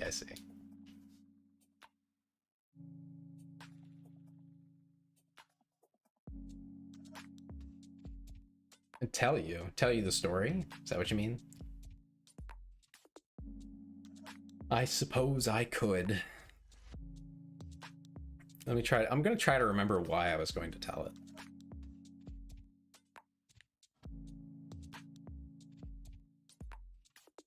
I'm blanking on why. It might come to me as I tell. Okay, so back when I was like, I don't know, 13 or something, I had been playing video games for a while at that point. I think I was playing like WoW up until recently at that point. I didn't get very far in it. I wasn't any good. I was literally like 12 or something when I was really playing it. So you can expect how that went. But that's not the point. The point is, around that time, my sister, who is several years older than me, was dating a guy who introduced me to his Counter-Strike clan. And they were actually pretty cool. I actually stuck around with them much longer than he ever did. But one of the guys there was really cool. He was a combat veteran from the Iraq War, which was actually a while ago for any of you older people who were like, oh, that was just recent. No, that was a while ago now. It was like 20 years. It's been a minute. Yeah, he was a combat veteran, saw a lot of action, more than he really wanted to. You know, he was just a grunt, nothing special, but saw his share. So, you know, he was kind of messed up. Little bit of an oddball, let's say. Bit of a conspiracy theorist. Nothing like crazy wild out there, nothing like no aliens or whatever. He just really didn't trust the government.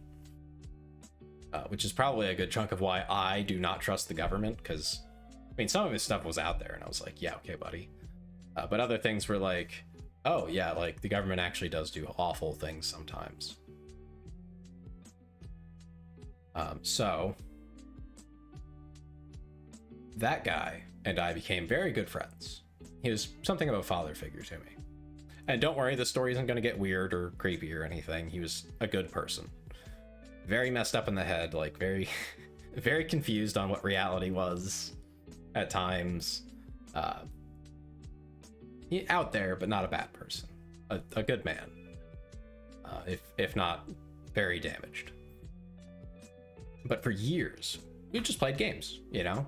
When I played Fallen Earth, oh god, how long ago?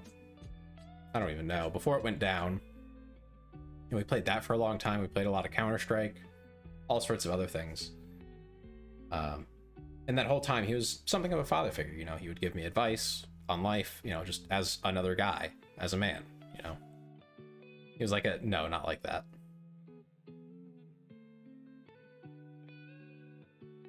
Please stop being you, get to the Astroglide tag? No. And no, Clee, he was not like a daddy. He's a father figure, like an actual father figure.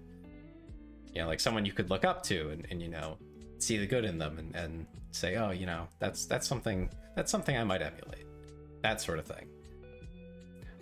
But as a friend, you know? So there's also friendship, and he's someone that taught me things, useful things about life. Right, I remember why I was going to tell this. It was because, you know, having people who, for some reason, just supported me throughout my life. Some of them had no real reason to. Like, he didn't need to do that. You know, he could have been like, screw off, kid. But, you know, he saw that I didn't really have too many friends. I didn't really have my parents around much. They were very busy with other things. Not to get too into that, because that's a whole other story. I love my parents. They're great. They're great people. Some of the best, even. Lots of things were going on at the time, though, so they weren't available to parent me, if that makes sense. Ben said his father always hated his guts, so he never understood the whole father figure thing. I really think it's just having a man to look up to as a man. You know, like same as anybody else, really. Yeah, having a role model that you can identify with in certain ways. Definitely not in every way, because obviously, like I said, he was a little cuckoo. But you know, having someone who's there consistently, is notably older and wiser, but treats you with respect and dignity. Just having someone like that around is great. A mother figure will do the same thing. You know, any kind of parental figure, really. I mean, that's what matters. It doesn't have to be a father figure if you're a guy. It can be someone who's very motherly towards you as well. Doesn't matter. The point is having someone to look up to and someone to ask for advice, things like that. And he actually gave pretty good advice. You know, he would talk about things that, you know, he probably wouldn't talk about to most people, especially considering his experiences at war. I obviously am not going to tell that story for him, but you know, he had gone through some pretty crazy things, and he trusted me with that, which was definitely a sign of trust and respect, which I appreciated. Klee has never been close to his father. I'm talking to Gen X and Zoomers. We don't know what parenting was. Ben. My parents are Gen X, so. But yeah, I suppose Zoomers don't really. They have a different experience with it, with parenting in general. But as a whole, you know, I for no reason, right? This guy didn't need to like help me, encourage me to get a social life, right? Like he's one of the main reasons I was able to get out of my shell and talk to people. You know, he had been talking to me for so long, I at least had somebody to chat with. So that made me able to talk to people once I got through a lot of other personal, mental, emotional issues over time.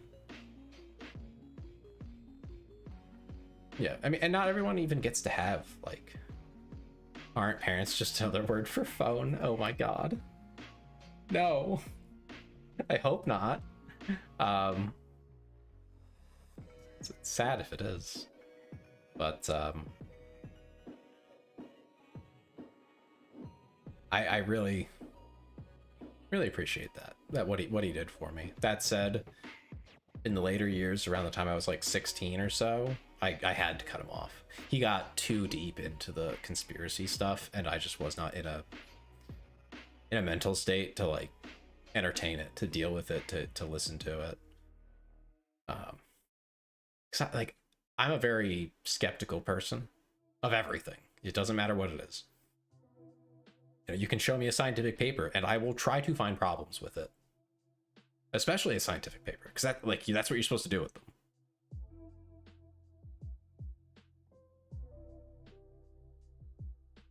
Ben says, guess what, daddy, quote unquote, you just volunteered to parent us. Oh no. I don't think I'd be a good parent. I don't think I'd be a bad parent, but I don't think I'd be like an amazing parent. What kind of conspiracy stuff was it? He thought that like there was a train network underneath the US connecting all the Walmarts that they were gonna use to like get rid of everybody that they didn't like. Father Tailser. So I have to get a black robe or whatever they wear.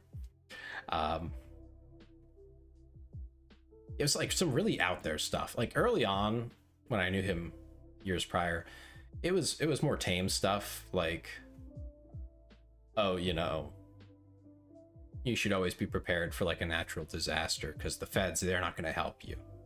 Which, I mean, partly true. At least partly true. Especially recently, we've learned that they're not always super helpful. You had me until Walmart. Yeah, like I didn't get the Walmart thing. That was so weird. Apparently on most Walmart plans, they just don't have... There's like just an empty section where there is nothing. Then it went off the rails, but yeah. That's what Ben said, by the way, for those who can't see it. Walmart somehow in every conspiracy theory. I know. I don't know why. They're not like Walmart is so mundane evil. They're just a corporation. That's all they are. Please says I'm not skeptical, but I'm not skeptical. I just generally don't give a f about anything. I mean, valid.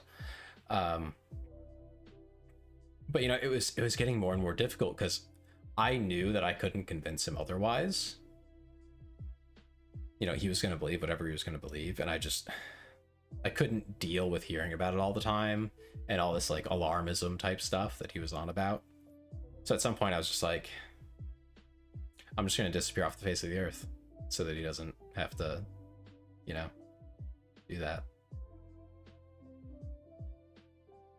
Walmart is going to be Fizco from Sunset Overdrive. I actually don't get that reference. Tay really loves his imaginary friends, and I worked at a Walmart. Only one dark thing is true. You know, like apparently on Walmart blueprints, they just have like a blank spot where there's just nothing. And the conspiracy theory was that like that blank spot was actually a freight elevator going down into these tunnels. Like what? What are you talking about? It's actually crazy. So yeah, no, I couldn't do it. Couldn't do it. I wish him well. I hope he came back from all that, but I just couldn't do it anymore. And I will say he had excuses, right, for being kind of out there and crazy. He was, let's say that if the what is it, the Veterans Affairs, the VA, if the VA was being fair, he would be like 110% disabled. He was not well in so many ways from all the things he went through. So I'm not gonna like say, oh, you know,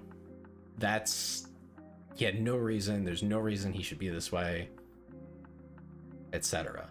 Like, no, he if anyone's gonna be crazy, it's gonna be him. And you know what? All right. You know, I just can't deal with it. Lee says Walmart is my safe space. I take no criticism of it. Walmart treats their people awful. And Ben said, in the central headquarters in Arkansas, there's the body, quote unquote, of Sam Walton. The quotes are because he bribed Stolas to make him an immortal lich. Amy says, I've cut off people for lesser reasons. I don't know how that would make you feel better. No, I mean, I've definitely cut off people for lesser reasons too. It's just after so long being a friend of his and looking up to him in certain ways, not every way, of course. You know, it took more to get me to say, yeah, I'm done. But I did eventually have to.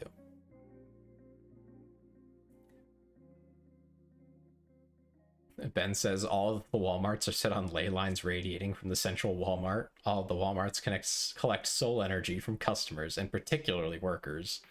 It is then funneled into his remains to bring him to an unholy half-life. That's hilarious. Thank you, Ben. But yeah, no, he definitely helped me out a lot. So I do hope that things got better for him and he's in a better state of mind. I kind of doubt it with how deep he was into the conspiracy stuff, but you know, I would say it could be worse for sure. And I mean, obviously it could have been better, but I do appreciate him being there for me. And I've had other friends who, you know, I think one of my best friends for years, did you ever tell him you just don't want to talk about it? That wasn't going to work. That wasn't going to fly. This guy was just all into it. Jelly says, in Sunset Overdrive, Fizco gives out a drink that turns a whole city into mutant monsters by accident and covers it up by trapping and trying to kill you. And that's capitalism, kids. That is capitalism, 100%. I mean, that's just greed, even. You don't necessarily have to have capitalism for that part to happen. That's just anywhere where producing such a good is incentivized. And there's like wealth on the line or reputation or anything really. Power at the end of the day. There's power on the line in such a situation, yeah, they'll just murder people.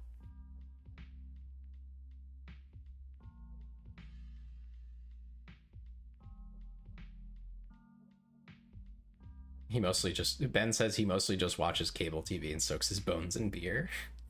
The corpse guy that was brought back to life. Walmart is basically just mementos. Huh? Did you play Prototype? You know, I think I know what you're referring to. Yes, I did try it. Persona 5. I never played Persona. I've heard it's good. It's just, you know, only so many hours in a day and all that. I think I did play Prototype. I didn't finish it though.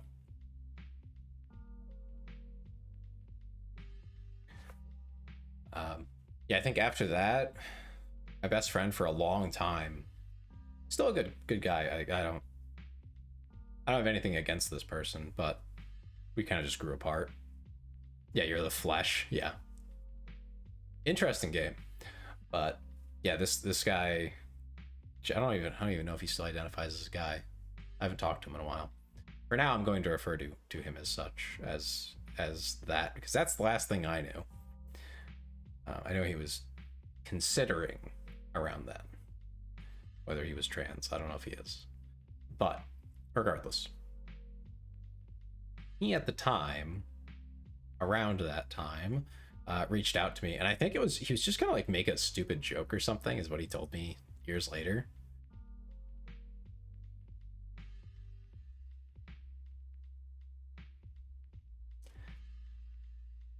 Because, you know, we had played like on Gmod when I was like 12 or something, right? He reached back out to me years later. I think he was just gonna tell a joke, is what he said. I was like, okay, anyway. But I think I just like trauma dumped on him or something, because I was like, oh, an old friend and I need someone to talk to really badly. And he felt bad for me. So we actually became like really good friends that way. That's not I'm not saying trauma dump on your friends, but that is what happened. I always thought that was interesting. He helped me through a lot of things as well. So AOP or she, I suppose. I could probably check. I think I still have him on Discord. Let me go look.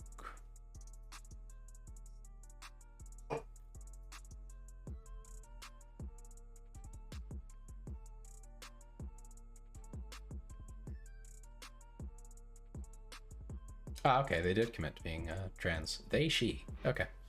She, then. Yes, she and I grew apart after years.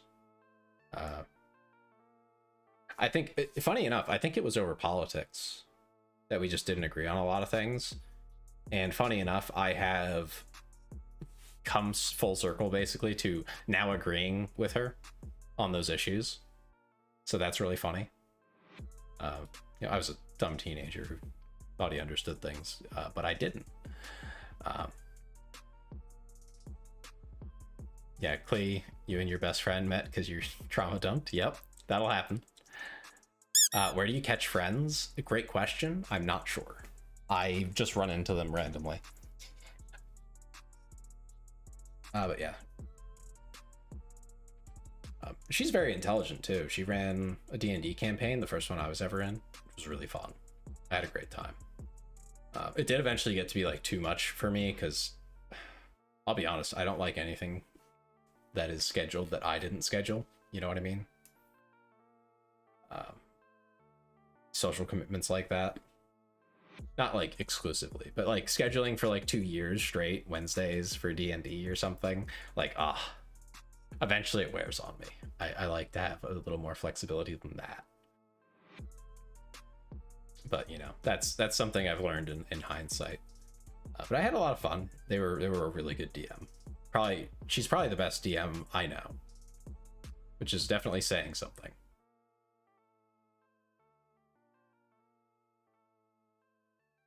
You miss Pokemon Rusty? I don't even know what that is.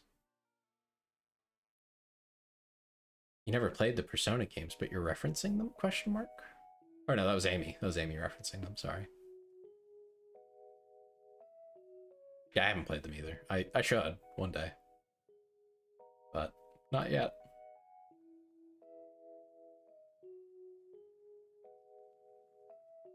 Yeah, I think, if memory serves, she and I at one point had hoped to be roommates, because that would be, you know, financially helpful for two single people, but that definitely didn't happen.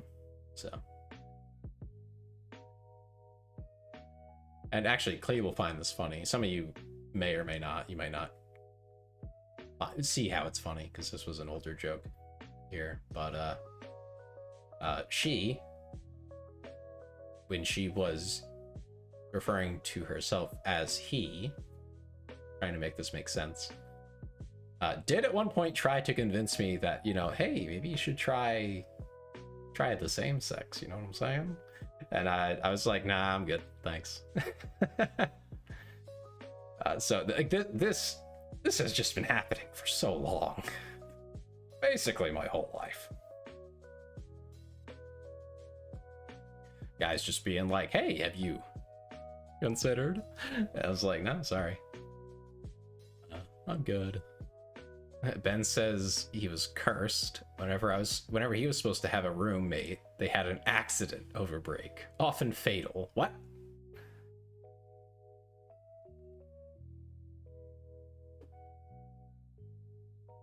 Maybe you should reach back out to her. She clocked you there. Yeah, I don't know. Yeah, I don't know. Jelly says, I love how I joined for Mountain Banner. I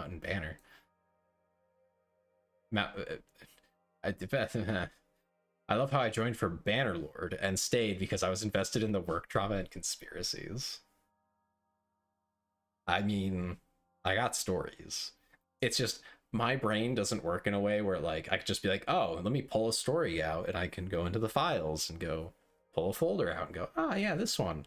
I need something to trigger the memory. Ben says he lost 3 roommates in college, then they quit giving me more. That's scary. Oh, I guess we know not to room with Ben. Clee says, men are just attracted to you, Tailser, and I'm beyond jealous. I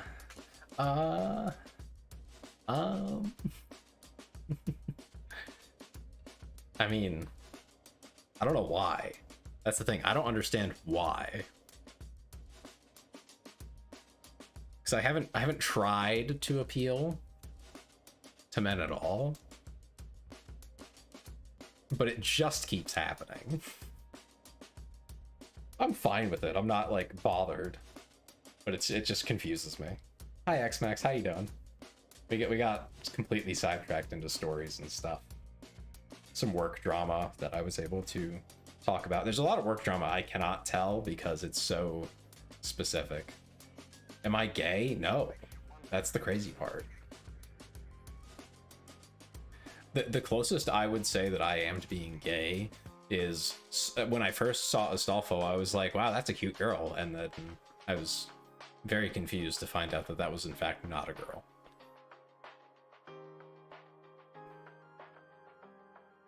Maybe you should give it a try. Okay, Clay. Okay. Sure. Let me just think about it, you know? Can't say I'm super into it. Femboys hit different. I mean, I don't know. I think if I were to ever be convinced to try it, it would have to be a femboy. There's no way, any other way. And that would be the only way to even maybe convince me, and I'm not sold that that would happen.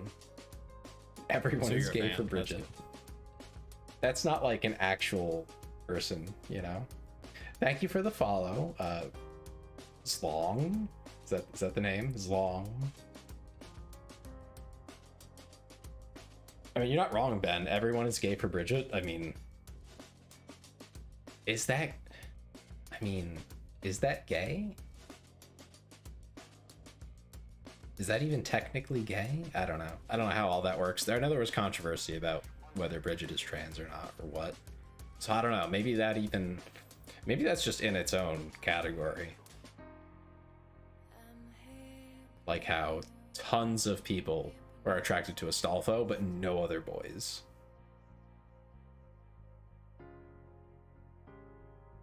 I know what Bridget looks like. Ben, I saw the art.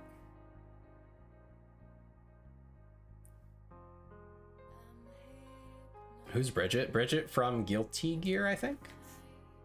Is that the game?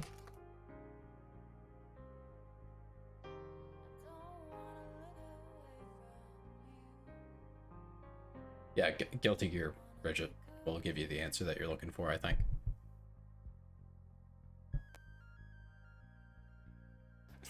Amy breaks over pressure if someone was persistent. I'll be just fine. Let's get it over with. Oh, goodness. What did you walk into, Mike? I don't know. Where we were talking about like stories from when I was growing up, you know, people that were there for me. And then we got into how an old friend of mine, he at the time had tried to convince me to give, you know, the same sex a shot, let's say, and how that's not the first time that has happened to me.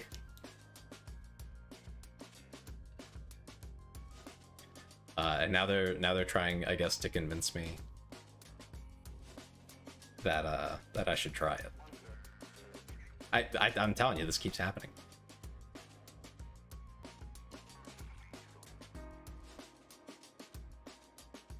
Any word and you'll translate it into Russian. Schadenfreude. Can translate that one for me.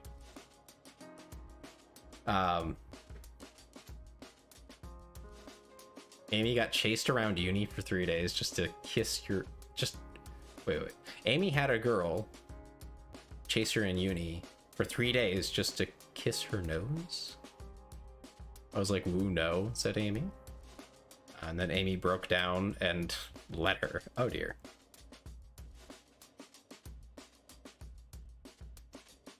Jelly said, I don't care if that's a man. I said smash. I will accept no judgment. I mean, there's no judgment here. The thing is, I will not measure whether or not someone's, you know, actual orientation is a certain way based on drawn characters alone. It's your life, do what you want. Yeah, no. I think it's all in good humor. But you know, absolutely do whatever you want, Jelly. It's fine. But I think if you're only attracted to drawn characters that happen to be boys but look very feminine and zero real life femboys of any sort, then you're probably still technically straight. we're getting technical.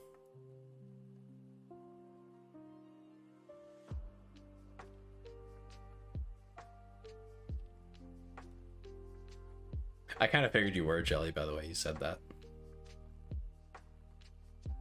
Jelly said, to be clear, I am a straight man. Yeah.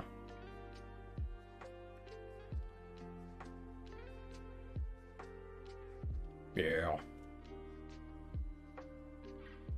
I think there was a post on Blue Sky pretty recently. Someone was like, oh, post the energy you bring to Blue Sky. And just because I thought it would be funny if any of you guys saw it, people who are, you know, familiar with the joke of everyone telling me I'm a femboy, which I guess if everyone agrees on that, then it just is the truth. I do have long hair.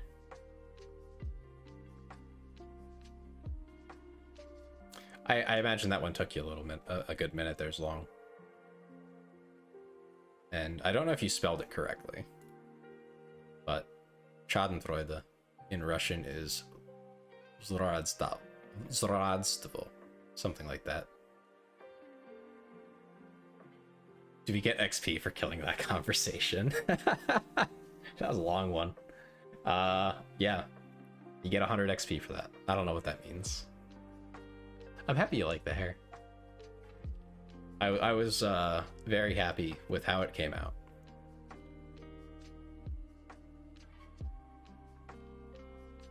What's Klee looking for? Anna's or whatever. Klee, you've never been straight. I mean, yeah, that's literally how that works. Actually, here, for the hair's sake, I will take off the jacket for you guys. Ben says, Tay's hair makes him look like Twilight Sparkle. Thanks. I almost feel like the style overall is actually better without the jacket. I feel like the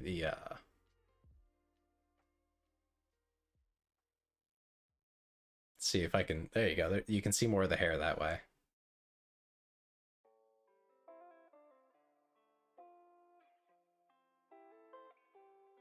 Yeah, you are officially 0.01% Russian. I'm probably more than that. My entire lineage comes from Europe of some sort. Twink, sparkle, wait. What are you saying, Amy? Twink, sprinkle, sprinkle? What? All he's missing is a small dragon? Huh? I did not watch MLP. I don't get the references. Oh man. 150 sub goal. We put a tiny purple dragon next to me. Okay.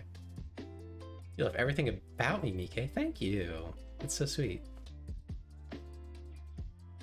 And I love all of you as well. You are all very important to me. I didn't. I'm sorry. I didn't watch any My Little Pony. I was too busy watching other anime, like Black Lagoon, stuff like that.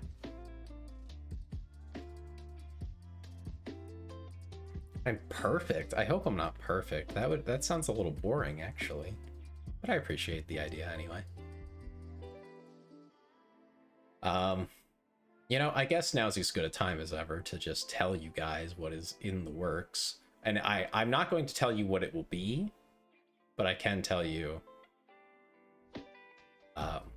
that there is a mascot in development. It is under consideration. It is in the works. Her name will be Peg. That's funny, Ben. So there will be a mascot at some point. I'm not sure how I'm going to use it. I know there's like quite a few things you can do with it, but I don't really know if I want to have text-to-speech. I feel like text-to-speech is a little annoying, personally. And I do feel like there's a fair few people who come here because they like my voice, and they like that I would hope that you all like that I put some effort into making sure that things aren't being overly loud or annoying or anything like that. Looks scary enough I can say shut up or I'm gonna pay. What?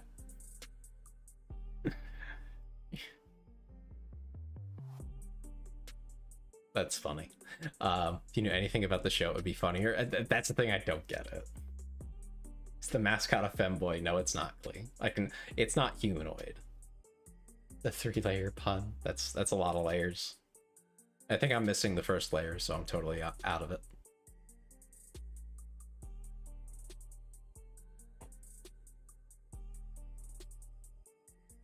I think a lot of you will recognize it when it comes around, if it is to the design that I'm expecting it to be.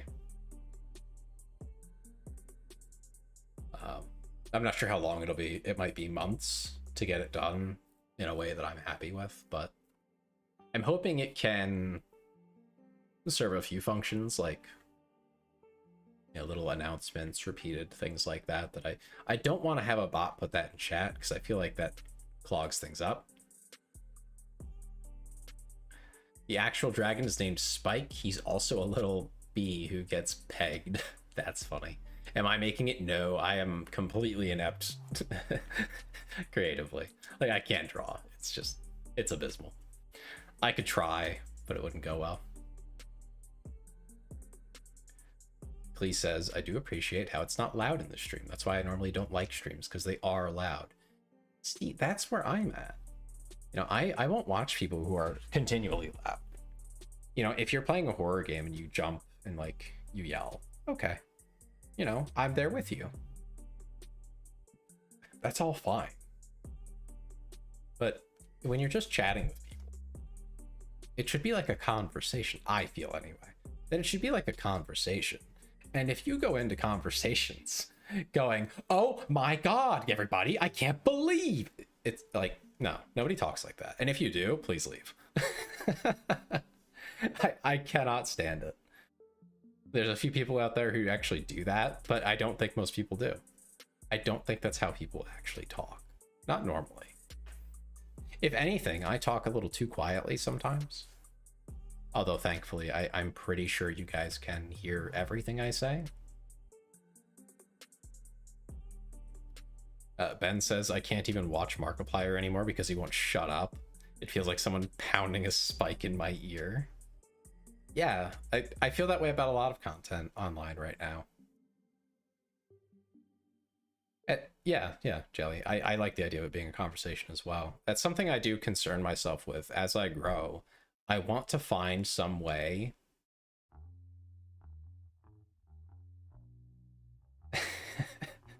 I'll read that in a second, Ben. I'm hoping that as it gets bigger, I can find some way. I might have to make a solution myself. I don't know that this is like a thing that already exists, but I would like to have a system where it's like a slow mode, but it adapts to how often people are sending messages to keep it within reason, to keep it to where I can interact with you guys. So yeah, you might have to wait a while to say something, but I will respond. I will be able to interact.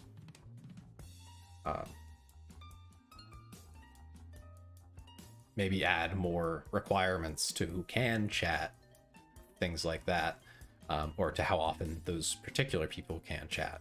You know, rewards for being here longer, that sort of stuff. It's a lot of, that's something I've been giving a fair amount of thought to. I don't think I'm going to explode tomorrow, so you know, I don't have to worry about it just yet.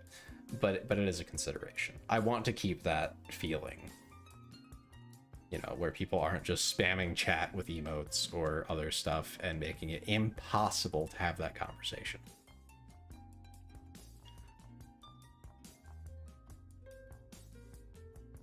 Ben says you need to use the full dulcet, I don't know what that word is. Juicy tones of your voice to enrapture the reader, wearing down their defenses and leaving them pliable. Once their defenses are broken, you can begin having your way with them as they fall helpless and incapable of resistance. Verbally, of course.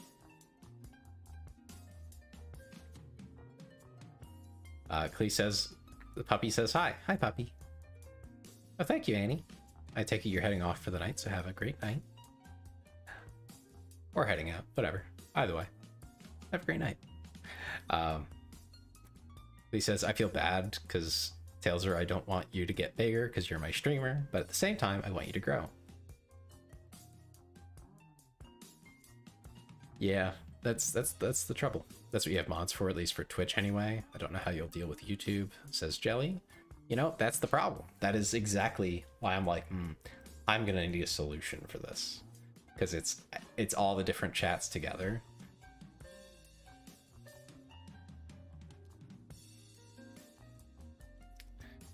To where, you know, how am I going to monitor all? If I get Kick working, that'll be 3 inputs essentially for people chatting, and how do I manage that? How do I slow mode all of them appropriately as needed so that the chat is manageable? That's difficult. I don't know how to solve that problem. I'm going to look into it though. If I have to program my own like bot or something, I will try to. Maybe we can make that into its own streams of building a chat management bot that is specifically built to slow it down to where you can read it. And Ben says the issue with most streamers is that they either come in with a persona and it breaks down, or they come in as themselves, then build an annoying persona. But Twitch is kind of going bankrupt though. I mean, haven't they always? But yeah, I can't say I've followed any streamers for a long time. At least not long enough to be like, oh, you know, I don't know exactly what to do. Sorry, I completely lost my train of thought with other messages there. Well, yeah, so personas. I haven't followed anyone long enough to see that sort of thing happen.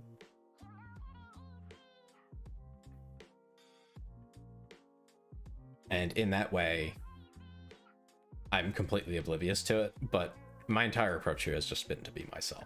As much as myself as I can be without like doxing myself. Because if I was completely myself, you would hear all the crazy stories about my life. Just like I was talking to my friends, which is what I try to do. There's just limits to what I can share without it being like, oh, so you live at this place. Yeah, trying not to do that. But beyond that, it's just me. It's just me.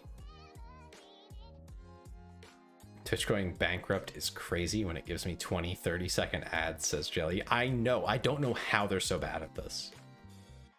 I assume it has to be just serving up the streamed content. And I do think there's a part of it that's like almost necessary, but at the same time they could probably improve things a fair bit. Where I mean, if you go to any big category, right, and scroll down long enough, you'll start to just find tons and tons and tons of channels with 0 or 1 viewer. And I don't want to put anybody down if they have trouble getting viewers, obviously. But all the people that I know who have any trouble like that, they're trying. They're putting effort in.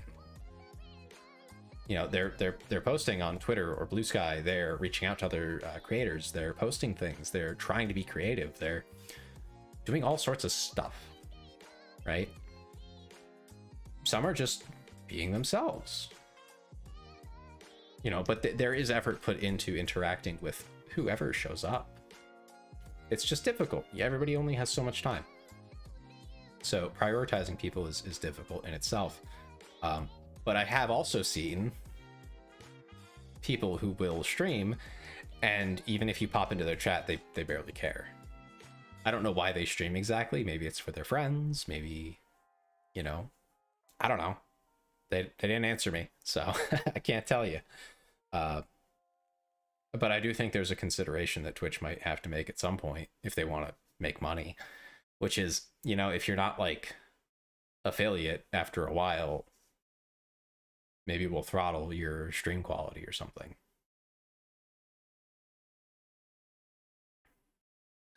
Ben's repeating himself. I think he's going schizo. I haven't read it yet, Ben. Calm down.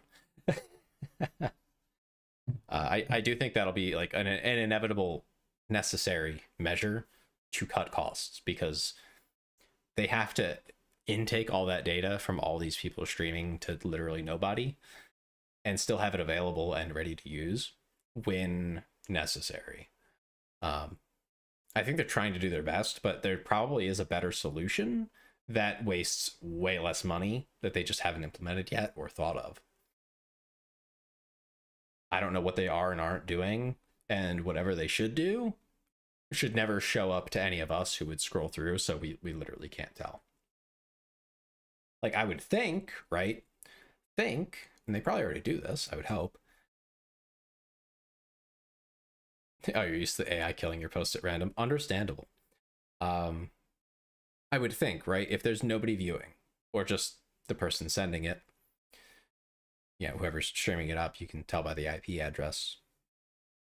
You could say, oh, you know, maybe we only push out, like, we only make available. I don't know. What's the lower quality setting here? It's a common one that you can select. 360p. Let's say until someone actually says, oh, you know, I'm going to watch this person, until it's someone other than them, or literally nobody, because, you know, some people don't even leave their stream open, which, whatever, do whatever. But until someone's watching, you should not even have that available. You shouldn't even worry about it as a platform. And in that way, you can really limit your overall bandwidth. I assume they do that to an extent, right? You know, they probably have some tricks up their sleeve to cut their bandwidth usage, to cut their costs. I don't know. I couldn't tell you. Let me get to your first one, Ben, and then I'll get to your new question. Okay, so Ben says, we create a new chat program, Schizophrenia, and it reads all the chats at different frequencies at the same time, so you hear every word all at the same time. Wow. That's insane, Ben. That is actually insane. That would be chaos. I can't say I'm a fan. And Ben goes on to say, winter clothing choice. What do you think we should wrap rat girls in? Parkas, cloaks, robes, or capes? I'm gonna go with robes. Or cloaks. I mean, they're pretty similar, aren't they? Robes and cloaks. But I suppose a robe has the arm sleeves, so we'll go with robes. More convenient for them. And Clee said, TBH, that's what made me keep watching you. The fact that you actually interact with chat. I mean, I'm trying to. I mean, I'll be honest. First thing here, I'm not great at any video games. I'm not like stellar. I'm not a pro player. Maybe 10 years ago I could have been. But I have horrible carpal tunnel. I have a day job. And I'm just not even interested in it anymore. It's not something that I think I can do. I mean, could I? Maybe. But I really don't have the time or the energy to put into it.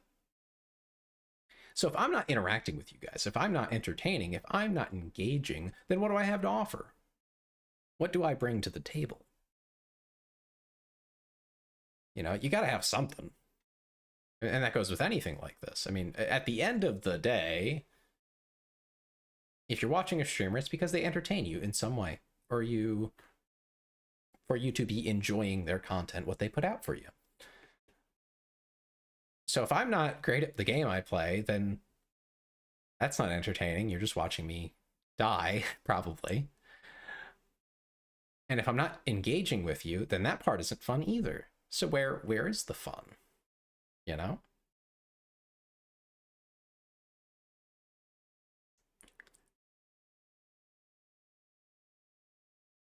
Oh, what is with Ben and Rat Girls? He just loves rat Girls in RimWorld. Yeah.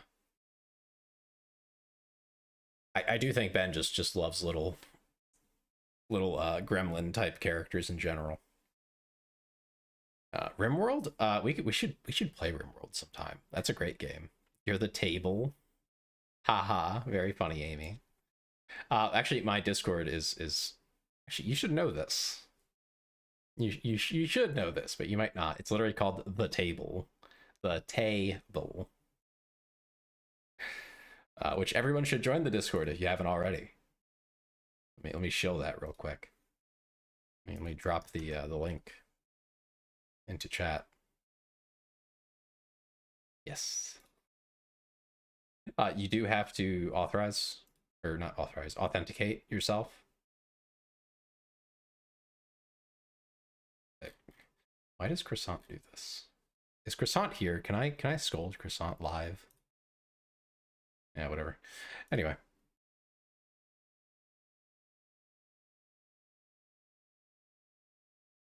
It's so weird seeing the chat not be filled with YouTube comments. I know. It's frustrating me that I have to pull Mix It Up, which is the thing that makes all the redeems on Twitch work.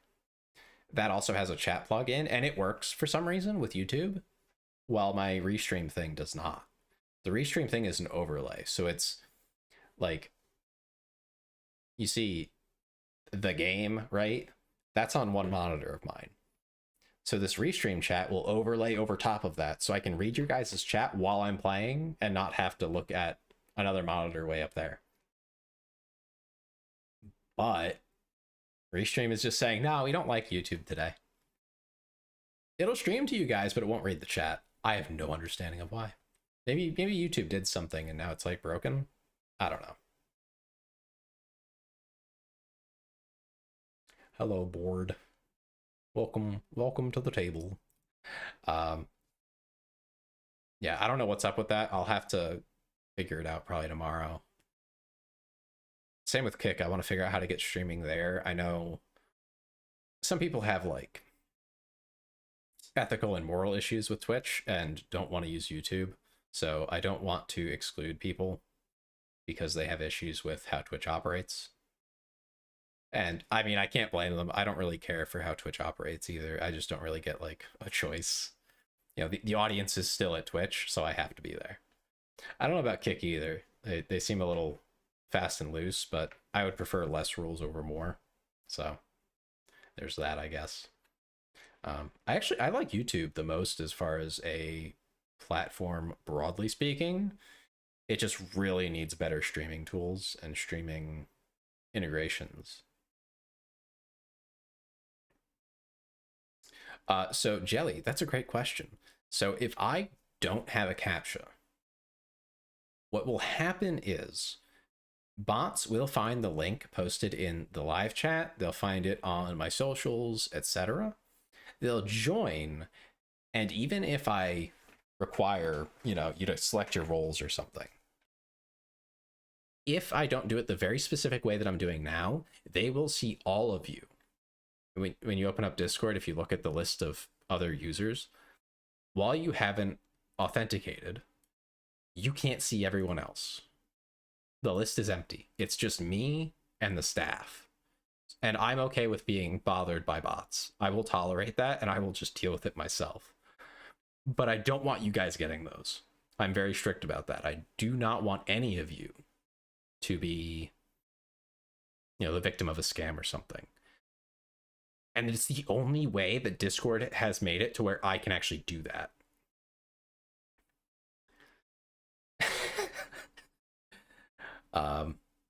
So trying to keep those bots away from my users, as far as Discord goes, you're like users, let's call it, all right, from the members of the Discord. That's the correct terminology for Discord. Keeping the bots away from my members is the point of it. I wish there was a better way. I wish Discord was better about getting rid of bots and making it like useful to report them and stuff. I mean, I do anyway, but I don't think it achieves much. Yeah, so it's to kill the bots, basically, to keep them out and to make them stay out. Although if you guys join, I can just verify you without you having to do that. Just tell me, like if it's during stream, just be like, my name is whatever, board in someone's case. And I can take the unverified off you, and you don't have to do it. It's fine. I don't care if you verify. I just need to know that you're not a bot. And that's fine. Klee says they're spiritually on Discord. Yeah.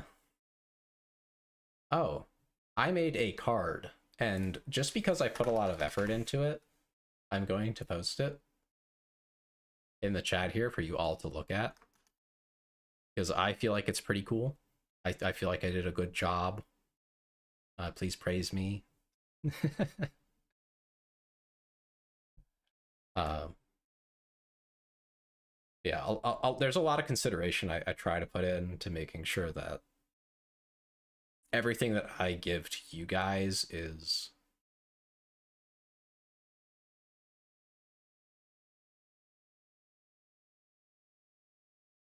you tried the CAPTCHA, but you remember none of your info. Yeah, don't worry about it. If you guys have trouble with it, just let me know that you're joining, and I'll handle it.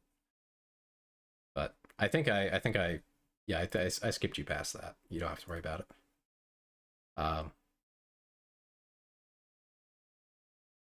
Yeah, I do put some thought into things like that. I'm trying to do better than I have in the past regarding making communities more enjoyable to be in. That makes it sound like I did something awful. I did not. I've run communities in the past for different reasons, and kind of ignored certain things that would have made it a little bit nicer, a little more comfortable. You know, filtering users as they come in before they're allowed to, say, join voice chat or something. That could have done me a lot of favors back then, years ago. I didn't do that. Now I'm applying those lessons here. Of course, there is also a suggestions channel in there, and I take suggestions on stream as well, happily. So why does my music keep stopping? Who told it to stop? There it is. But yeah. I think I've done okay with regards to that. The Discord could probably use more channels. If you guys have things you'd like to talk about in there, just let me know.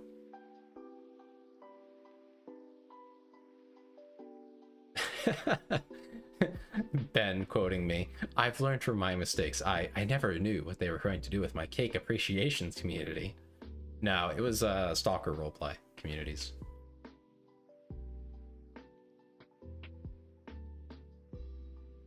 So, you know, there was definitely like... Alright, I guess I'm going to end up going on another tangent here. I guess we're not really playing Bannerlord tonight. So, back when I ran these communities, now, I guess I should give a preface on what is Stalker roleplay. So there's this game series called Stalker.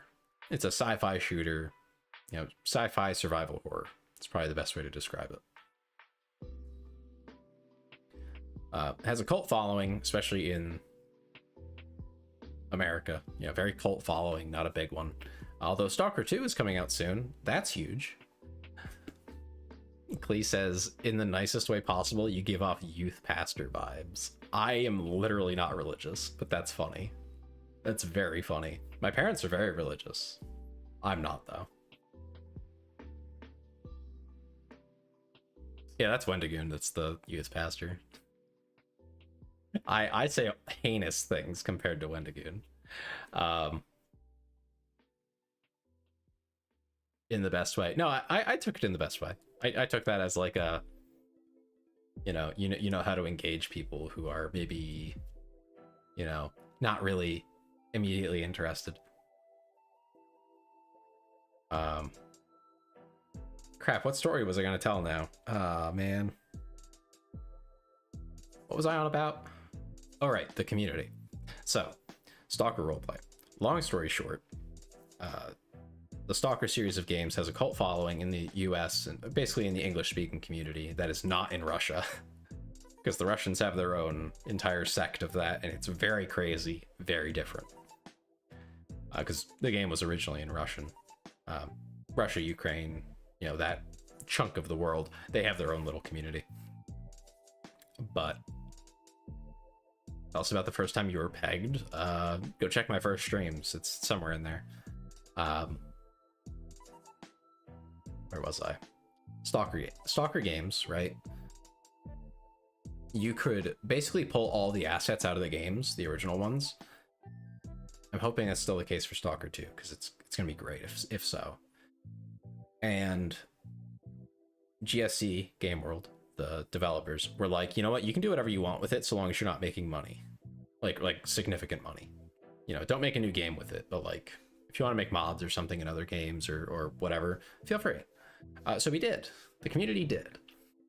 And Stalker Roleplay was one of them. This was on Gary's mod. You would type out all your actions like it's a D&D game where you don't use voice chat. You know, you don't say what you're doing, you don't roll for it, you just type. So things got crazy all the time, tons of arguments. I know way too much about firearms ballistics because I had to resolve arguments between people like... Is there anybody I should silence on Discord because there's this one dude on another Discord I'm on and he's the king of memes? I don't know. We don't really... People aren't posting there too much yet.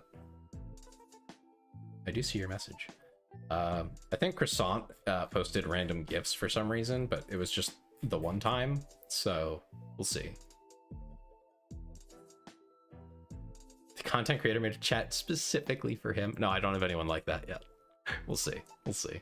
There is an off topic, which if Croissant posts another GIF, I'm going to scold him and send him to the shadow realm of off topic. So maybe mute that one if you don't want random stuff. But yeah, so that there were many communities where you would go on and do this serious roleplay stuff. Yeah, so like people get like really into the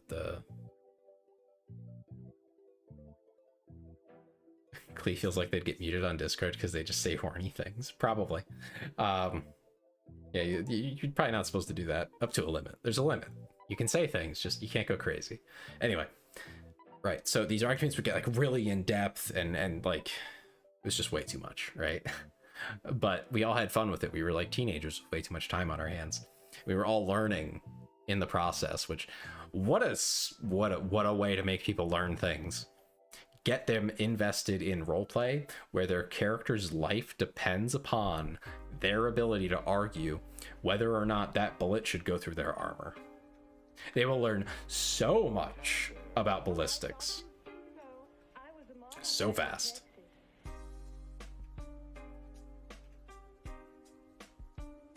Yeah, no, that guy kind of sounds a little annoying. Yeah, I don't know that I would allow that. That just sounds like spamming. That's okay, Jelly. You're free to talk. That's the point. We chat here. But you don't have to either. Anyway, right, so, you know, really intense arguments, detailed backstories for characters, like the creative output overall of like, you would have like 50 plus people playing on these off and on for any given community. So the creative output of everyone was like really high. It was really fun. You would have these crazy stories, big events, all sorts of stuff. So, you know, that was what kept us there. So, you know, that brought me in, that kept me around. I like weird cult stuff, keep talking. I mean, basically, you know, a lot of us put up with a lot of pretty questionable things. I think basically the line that you couldn't cross was you couldn't be an actual person who preys upon children. I think I can get away with saying it that way. In inappropriate ways. You can't do that. That's about the limit. You can be anything else. That and like most communities wouldn't let you be a literal Nazi, and I do mean literal, like an actual neo-Nazi who posts neo-Nazi stuff. You can't do that. You know, you can't, you know, post horrible, heinous things, but like almost everything else was more or less allowed. Awful things sometimes. Yeah, it gets crazy. No, not just struggle snuggles. Yeah, no, it got pretty weird, and some of the communities in Gmod, none of the ones I ever even touched, because like I had friends who like would try them out for a day and come back and be like, oh no. They were seriously just full of neo-Nazis. I'm not joking, I'm not exaggerating. Like, they were very serious. It was very concerning. They didn't have that many players. They'd have maybe like 10 or 20, but 10 or 20 is still a lot for that kind of thing on Gary's mod of all things. I was like, oh, that's okay, great. You know, I'm gonna keep my ear out for people coming from that server because I don't want them. But yeah, lots of weird stuff in Gmod in general, and the rules were pretty limited on how intense they were in most communities. So, you know, we were all kind of like, we just tolerated all that because we wanted to have our fun. We wanted to play with our friends. And most of the people in Stalker Roleplay are like my age, roughly, plus or minus 5 years, right? So we're all roughly in the same age group collectively, and we all have similar like feelings on these things where it's like, yeah, you know, we don't like these people, we just don't play with them. They're on, they play, but we don't interact with them.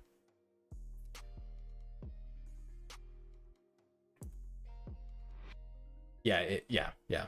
Then if you make something where anyone under the age of 18 plays, there will be awful people, and you have to deal with them. Thankfully, I will say, when I got into running communities, by then this community was small enough that we knew all the people that we had to blacklist. Blacklist, for anyone who's like, huh? Blacklist is just a list of people that are pre-banned. They're not even allowed to join. Their Steam account is immediately banned before the server even launches. They're not allowed. They will never be allowed. Yeah. So there was a list. It wasn't very long, thankfully. Just, I mean, kind of a good thing that we didn't have to have like 100 people. It was more like 20-ish. But that's still more than it should be, obviously. Yeah, we put up with a lot of things there, but we had our groups, our various sets. Why do I sound like a mini Pirate Software? I actually have never really watched Pirate Software, so I don't know. Maybe I do. But just running communities it's a pretty common experience, I think, to have these types of things happen, and people are awful. Like just people online are awful in the sense that it only takes one awful person out of like several hundred to just utterly ruin like a month for you, to just make you hate everything. We had one guy. This was when I was running a community. I do know he's a streamer. I should probably watch him because he's into things that I'm into, but I just haven't. Yeah, it's sad that it was even 20 people. We're out of a community that was a couple hundred people. I should not have to ban 20 of them before I even give them a chance. It should not be that way, but it is. Anyway, yeah, had to. So, not all of them were like that, though. Some of them were just really mean people that we just didn't like because they were like really nasty and like at times cruel. So, not everyone on that list was hunting at the local playground, let's say. Not all of them were like that. Some of them were just not nice, but most of them were in some way a deviant in a way that is not socially acceptable ever. So yeah, anyway, most people by and large are really good. The reason it was still 20 and not a lower number after many years, I would say, is not because there's more of them. It's just they didn't leave while other people, they like got older and they stopped playing, right? The community was at one point several hundred just in Stalker roleplay. Were they all real neo-Nazis or just jokesters who took it too far? I think on those servers in particular, some of them were jokesters. Some of them thought it was funny, edgy, stupid humor, right? But there were definitely like, I've seen chat logs from some of them, and some of them are definitely, they're like that. I've had them join our Discord and just straight up start posting things you never want to see in your life. Like, not safe for life content. They don't last long, obviously, but yeah, we've had that once or twice because we maybe banned one of them or something after they did something that was against our rules. Yeah, but no, there were at least a few. And once you have a few, they make it sound like a joke to others who are just like edgy teenagers or something. That's kind of like a pipeline they actually get going. A lot of people fall off that pipeline, thankfully, but you only need a few. So unfortunately, that's just how it is. And it's a niche community. That's the whole way that brings them in. Like, and their cover, I should explain, the cover they use is World War II roleplay. So they're role-playing characters in wartime World War II. Some of them, of course, they're based in Europe. Like Nazi occupation. They're like role-playing the resistance characters as well as everyone else. Gestapo and whatnot. Yeah, well, yeah. Stalker's very Ukrainian. They have a very big neo-Nazi problem there. I wouldn't call it very big, but it is significant. It is worth noting. They also have a very different view on Nazis, though. It's a little weird. It's a whole rabbit hole to go into, and I'm not going to try to cover it because I don't know enough, but I know that, like, they think they have different ideas of what that means even, and it's very strange overall. But these were all English speakers. You know, these are US people, US or Western Europe. But yeah, so they're using the cover of playing as Nazi characters in a story, which is like, that's valid. You know, you play the character to create the story of World War II. You're playing it out. You're basically reenacting, right? That's fine, but they always would take it way, way, way too far, and that's generally how you kind of go, oh, this, to some of you, this is not reenacting, this is reenacting. Not in a good way, not in an acceptable way. So that's kind of how we suss those out, and how they behave elsewhere as well. Oh, if they're openly marching, I didn't realize. I thought most of the guys in Azov were not, but then I haven't looked at the civilian groups, so I wouldn't actually know.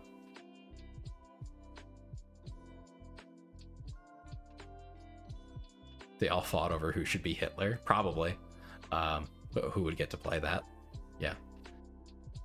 I don't know. I haven't looked into it enough, Ben, to be honest with you.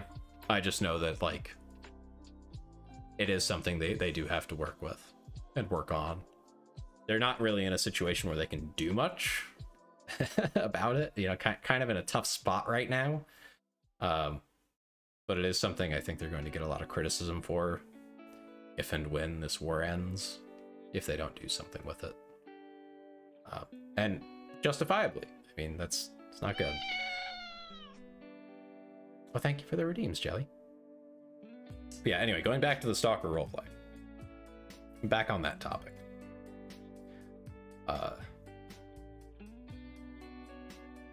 Yeah, Azov changed a lot after the war. They lost a lot of guys, obviously, who were original members, and lots of other things happened. That's okay, Clay. That you got a little distracted. Don't worry about it. Yeah, so running that was its own experience where I learned a lot of things about, like, how much you can actually just trust random people on the internet. Like, I'll be honest, if you guys join the chat and talk to me, I trust you way more than a random.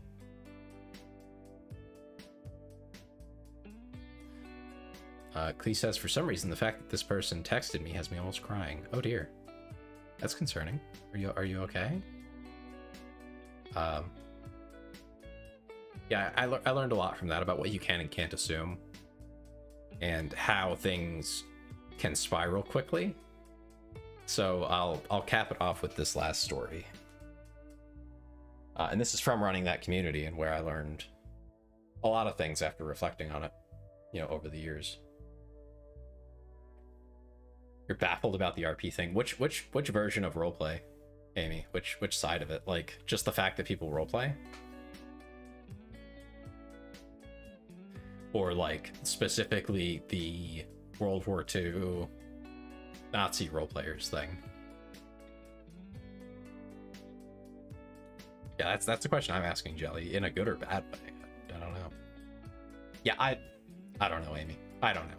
I think a lot of people get into it because, like, they want to learn about World War II, or like they're really into history or something, and then they're just on Gary's mod, right? So they see World War II roleplay, like, oh, I'll check it out. And, you know, if you're doing any other faction other than playing as the Nazis, you know, it's probably fun. You know, if it's a healthy server that has lots of players and they make sure that their, you know, quote unquote Nazi players are not literal Nazis, it's probably fun, right?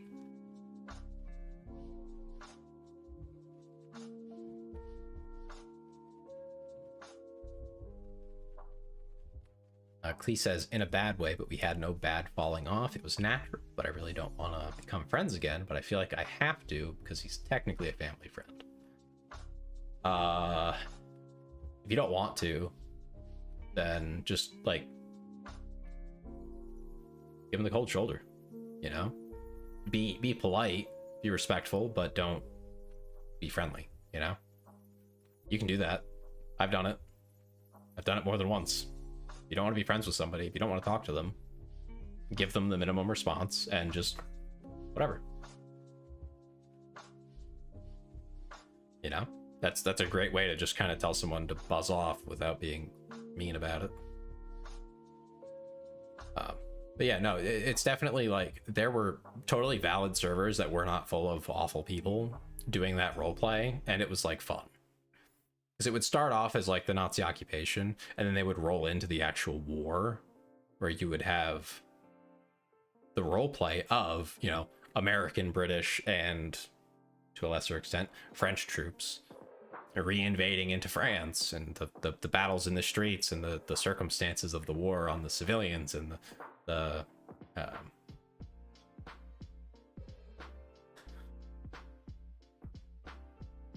I'm blanking on the word. Basically, the garrison troops in that region, you know, behind the front line, things like that. That's all really interesting. And if you're following the plot of the actual war, you can have tons of really neat personal stories relating to that. You know, both before, during, and after the war passes through, essentially. And that's like, you know, that's all totally valid. And they did that. You leave them on red. Oh my god. Oh, Clee.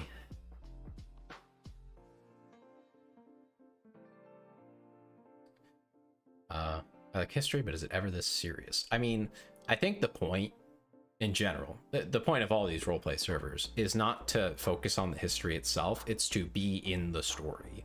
To make your character and put them in that story and have that play out with other people playing their own characters around it, so that you get to build your own story inside whatever context that you're dealing with.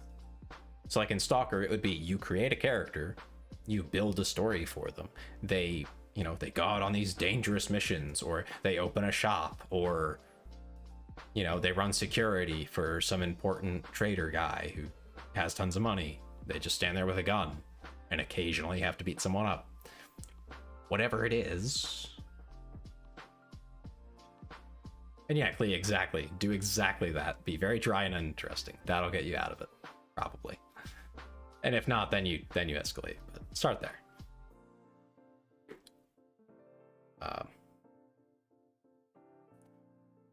Yeah, so that's the point, is to build stories. And that's why I say, like, it can be an interesting plot line to put your character into that historical context. So it's not like there's nothing there. People do Half-Life 2 roleplay. Yeah, collective storytelling. Exactly. Just like a D&D campaign. Except you just have way more players. And it's all continuous. You're always writing the story. You're disappointed that you had to search up the past tense of read. Oh, of read. Yes, the past tense of read is read. I'll do it for you, Jelly. I'll do it. Just kneel down here. Yeah, so collective storytelling, that's a great phrase for it, and that's exactly what it is. You know, you have your own like silos where, you know, we call them events, but it's a siloed story where, you know, 5 people go into a bunker or something and they have to fight the mutants down there. That's in Stalker. In the Stalker roleplay universe specifically. And, you know, a story will come out of that. That's kind of the idea, right? And you do that a bunch. You do that all the time. And you have dedicated people who will take those 5 people into that dungeon. You can call it a dungeon. It's basically the same thing. And be their DM. We call them different words and names because it's a different like setup, more or less. But the idea is still the same. You bring people in and you give them a story, something to work with. You say, okay, you know, you're going down this elevator shaft. You know, what do you smell? What do you hear? What do you see? You tell them that. They proceed as they will. All sorts of things like that. And you build a story. So that's what we were doing. That's what that community was.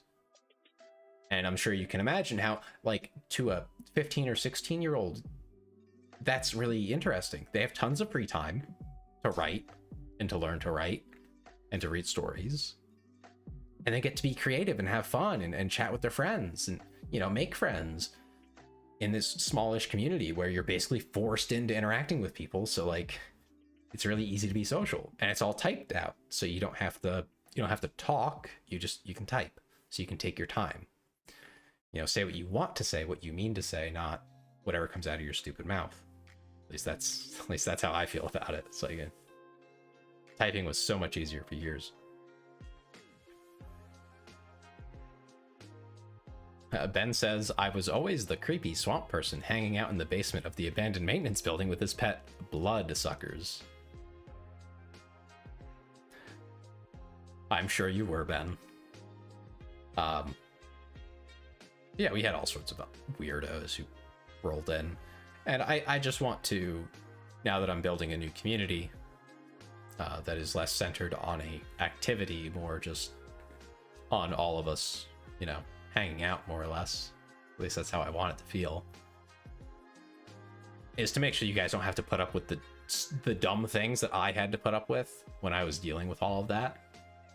When I was playing in those communities and stuff. Yeah, a lot of dumb stuff comes out of your mouth. It will. It absolutely will. Still does for me. I've practiced a lot by typing, and that's why I am more than capable of speaking now, I feel. And Clee is the other way around. Clee likes saying dumb things. I'm sure you do, Clee.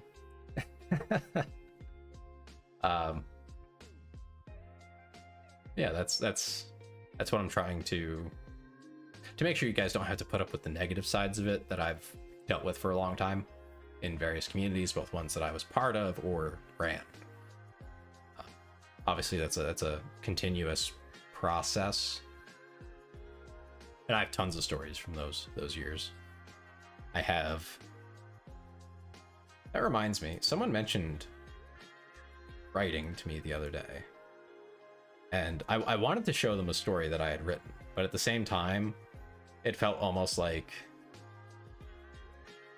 you know, shilling myself or just being like, oh, look at me, I'm so cool.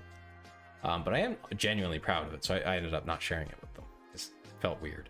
But there's a story I wrote back in like high school that I don't think I've ever gotten better at. Like, I don't think I've written anything better since. And one of these days, it's a bit long. It's about a page and a half with single space lines. But I will read it eventually for you all. I have it on my desktop, so it's there. Although it's a little late and my throat's a little sore for that right now.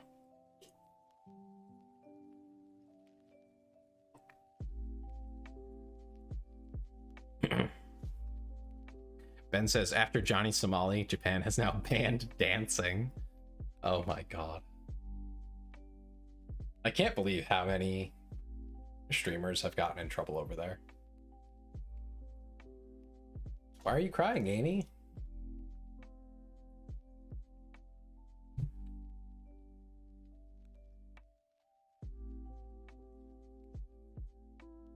What's so sad?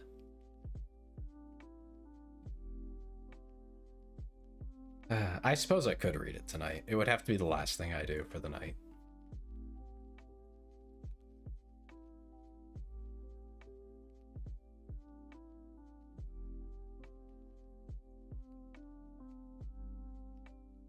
I should probably proofread it. It has been a long time since I wrote it, and I haven't read it in full.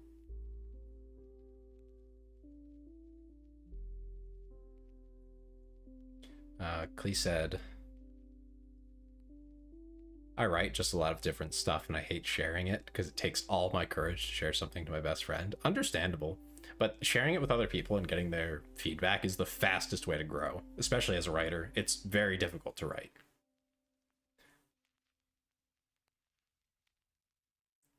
What are those emojis, Clee? So I won't read the story. I suppose I could. I can. Give me a minute to check my phone because I have a lot of messages. Okay, got an order coming. That's good, I guess. That is a lot of live notifications from Twitch. You're advocating for a cult about me? I mean, isn't streaming just like one really big cult of personality around one person? I know some are more or less like that, but like I feel like that's what a lot of streamer chats are, is just like a cult of personality around that person, where they like, if you don't agree with the hive mind, with the cult, you're out, more or less. Or give suggestions. That's what a proper constructive criticism is, Klee, is suggesting improvements. Saying, I like what you did here, do it again over there. Or, I think this would be a lot cooler if you added this thing. No, Jelly is on an ad. We're on ads. Oh no. Okay. That's okay. I'm going to take a 1-minute break to go grab something to drink, because I need water for my throat before I read this. And then we will read it. And I can probably go straight to bed, because it is late and I have work tomorrow. So I'll be back in a minute. Enjoy the music.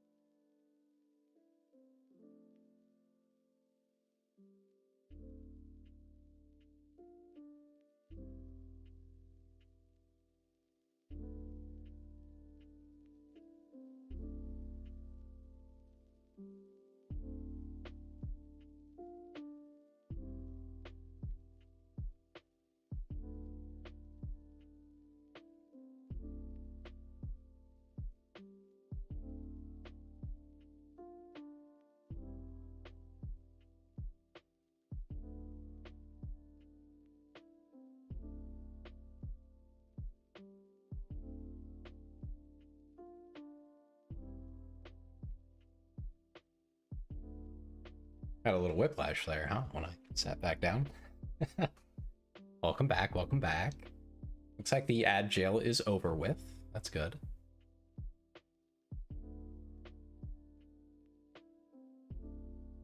Let me get my story separated out here. Some little browser. Okay. Give me 1 second to clear my throat so you guys don't have to hear.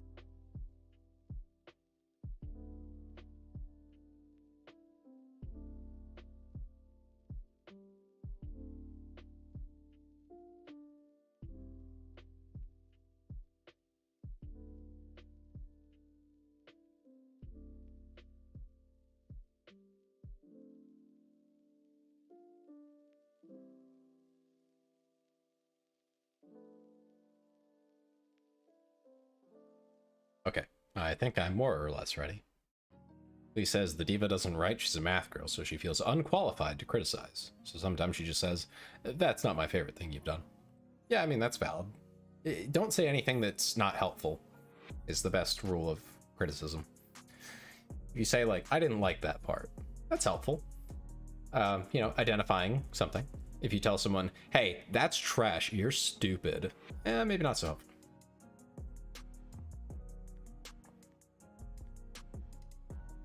And just maybe. Could be. Possibly.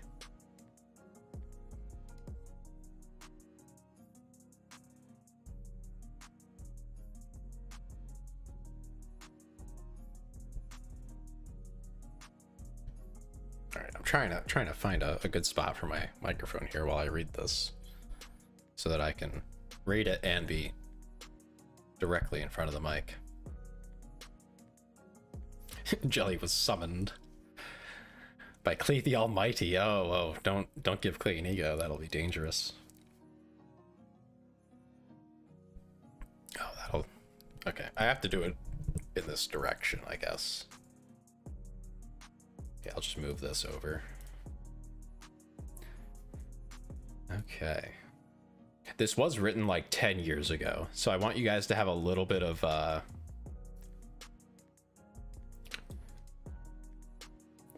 grace with me here in terms of the writing. It's probably not as good as it could be, but I think the story itself is pretty good still.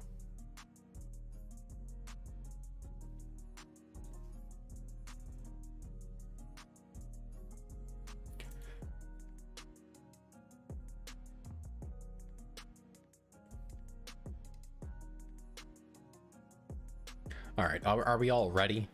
Are we prepared?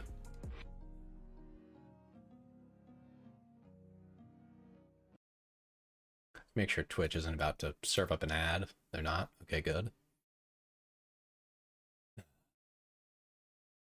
All right, I've definitely never read this out loud before, so this should be fun.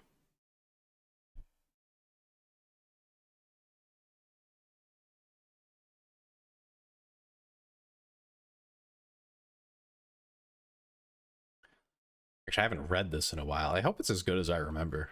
Otherwise, this is going to be really funny. Either way, it'll be good content, right? Okay. The title is The Bunker.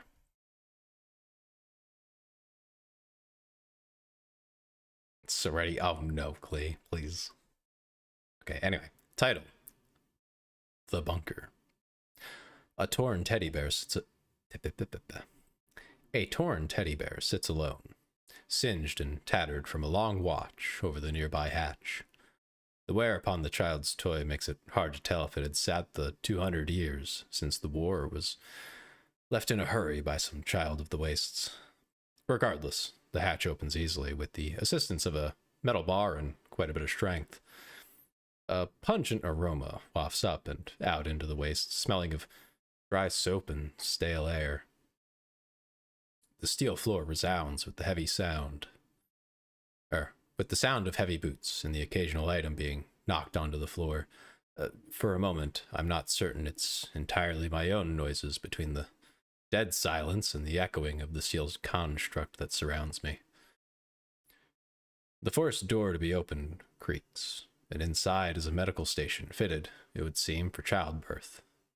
It's clean, but is beyond dysfunctional from the wear of time itself, making way to the next room across the main hall. The reinforced steel door swings open roughly, with century-old joints. An empty nursery sits before me, the sheets and blankets folded, baby clothes set aside for what would have been later. The toys sit in one corner, colorful playthings for a small child, a luxury in the current world. Memories surge forth from the repressed corners of my mind 20 years ago. We had owned something like this. It wasn't nearly as pristine or well kept, or as well stocked for that matter.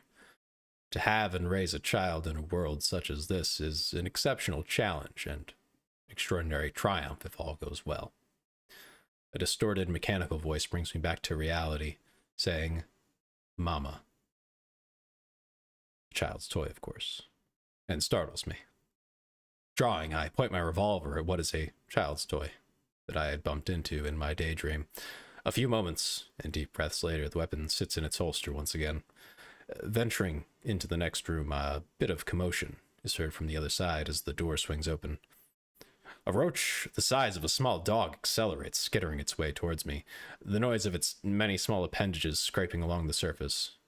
It's met with the heel of a boot, making a somewhat satisfying crunch, like the books say that leaves in fall used to. Done with the oversized pest, I look around the deserted kitchen and dining room where a half-eaten meal sits on the table. Food consisting mostly of crackers and what seems like a soup made up of scraps now dried out is spread between 3 plates, and a baby's empty bottle sits on the counter. Glasses filled with now dried milk stand next to the plates. Stepping out of the room after noting nothing of great interest, I find myself moving on to the next room down the corridor. Within, there's a decently made bed set in the center of the room, surrounded by furniture. On a shelf sits a baseball, glove, and a small stack of comics. Most of the other shelves are empty, but a few small bits of memorabilia from a tumultuous part of life. But a few small bits of memorabilia from a tumultuous part of life sit motionless as they have for years. The walls have posters of what I assume were, at one point, musicians or famous people. It's unclear who they are, having been exposed to the air for over 100 years. With nothing of notice to be found so far, I push the last door, but find it blocked. A strong, well-placed kick fixes the problem. Upon forcing the door open, a scene is laid out before me. 3 adult skeletons. 2 are in the fetal position on the floor, and the final one lies on the queen-size bed. Within its hands is a hunting rifle, aimed directly at its own skull. On to page 2.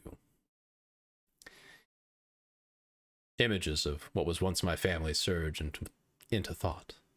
A beautiful daughter, a lovely wife. All of this gone now, and the wounds, still fresh, sting as they are salted. Images of my old home and the honest living I worked so hard to make for them filled my eyes as tears welled. A realization brings me back to reality as I reflect on this lost family. Taking a few steps in, something is missing from all I've seen. On the other side of the room, to the side of the bed, a carriage sits, turned away from me. Tentatively approaching, my heartbeat drums in my ears as a feeling of sorrow fills me. Reaching my hand forward, I grasp the handle and begin turning it about. Looking in, it is empty, a sigh escaping my lips. Relief is short-lived, of course. Whatever had driven these people to madness also wanted their child. Suddenly, I hear the heavy trod of boots above the bunker. Reaching for it quickly, I grab the rifle from the clutches of the long-dead man and ransack the gun cabinet next to the bed. At least 20 rounds. Plenty enough to deal with a few threats. Thinking of those that took my family from me, a red-hot rage pulses through me. It increases with each set of thuds I hear as boots impact the surface of the bunker floor. I load the action of the rifle with a deep breath. Steps begin to sound, and my rage guides my body towards them, heart pounding, ready to face what has been standing against me. And that's the end. There's your story. That is The Bunker. I hope you liked it. It was meant to be a short story, specifically. So it's meant to start in the middle of the action and end before we get into something else. But a bit of a cliffhanger there. I hope you don't mind. Creepy, comfy. Yeah, I mean, I suppose that's kind of the point. Definitely. Why did I get recommended this? Great question. I don't know either. But welcome. How you doing? I was just reading out a story I wrote years ago. Why do you hate me, Jelly? What did I do? What's wrong with that? You had your eyes closed? Yeah? What does that have to do with anything? I'm very confused. Oh, you were visualizing it. But wait, why do you hate me?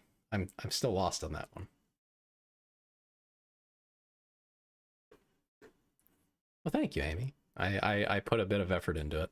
I know I flubbed a few lines there, but said the end right before the good part. That's the point. I had to cut it off somewhere. This was for a class. This was high school. You want me to write the beginning and end? Maybe one day I'll come back to it. I was enjoying it and you ended it. It was supposed to be like, I think I actually went over what I was supposed to write. I wrote too much, but my teacher did not care because it was good. I don't know if I could write more about it.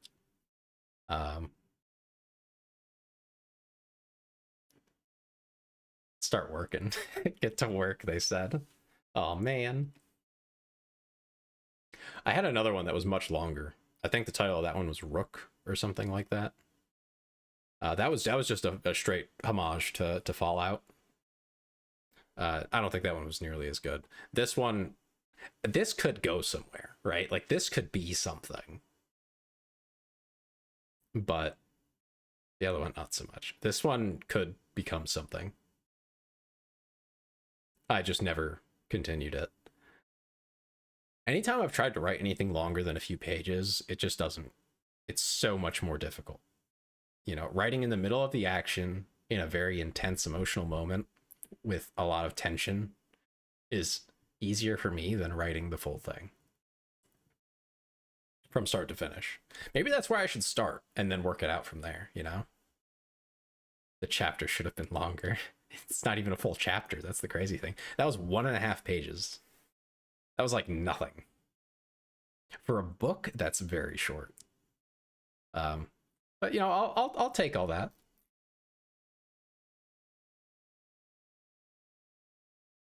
I mean, it's a very emotional story though, Clay. So yes, I understand that you read about love stories and you're surprised that you might like this, but consider this is still a highly emotional story. The things we're talking about, the things that we're dealing with, it's still highly emotional. It's not descriptive per se. It's very referential, makes you feel things, makes you think things. There's parts in it that will make you realize different parts of the story that aren't actually described. This is probably a very, very good example for what you could write as a high schooler. Going any more advanced, any more into the storytelling is probably going to push limits. And I feel like this is probably my peak so far. A short story called The Most Dangerous Game. That sounds like a reference to hunting people. But yeah, no, that's when I wrote this years ago, I genuinely considered like maybe I should be a writer. But then I tried to do it again and I was god awful. So, well, not god awful. There's definitely people worse than me at it, but I was not nearly as good. I don't know what inspired me to write this. I don't know why it was so good. It came out fantastically. Definitely one of those things I probably should have continued at the time. I just didn't. And I don't know if I could continue it now. Because it's such an excellent little piece that to expand it and hit that same quality, I'm not sure if I can. I might try to, but I don't know if I can.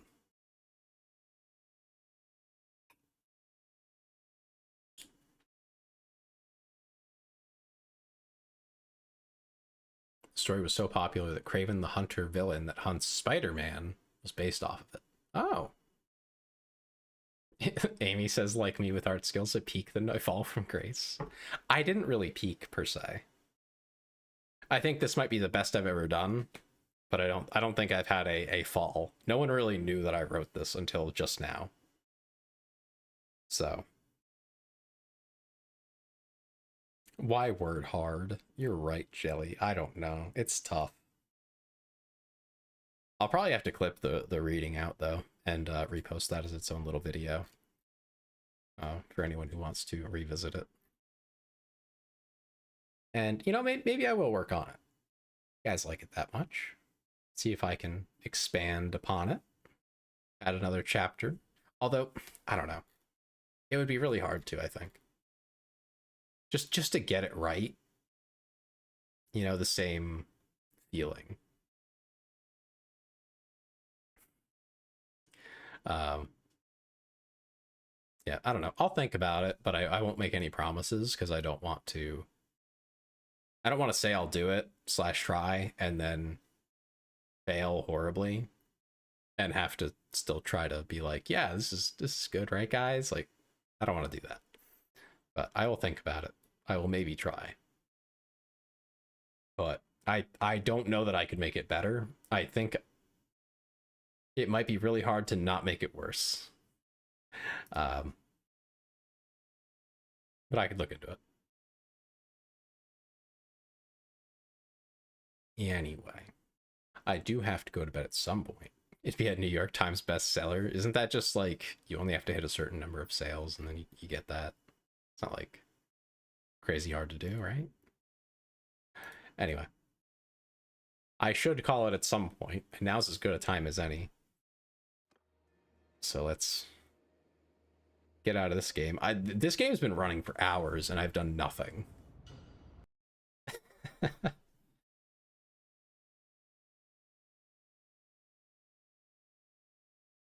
I will say, if anyone wants to try art, you know, you're free to make fan art. I tolerate all kinds of fan art, any and all. The only exceptions are horrible violence slash death slash like gore. Anything except that is fine. It doesn't mean that I'll like it, but I do tolerate it. Yeah, a lot of books have it. True. See, but you don't get better at things unless you do them. The reason I was able to write that story is because I had spent the last like 4 years of my life playing roleplay, doing that stalker roleplay stuff, because you write so much, so much, and it's all about writing stories. So I had over years come to figure out, like, what do people actually like in a story? I will give you a stick figure and you'll be happy. I will be happy. What are you talking about? I love it. I love anything. Any fan art. I'm a huge fan.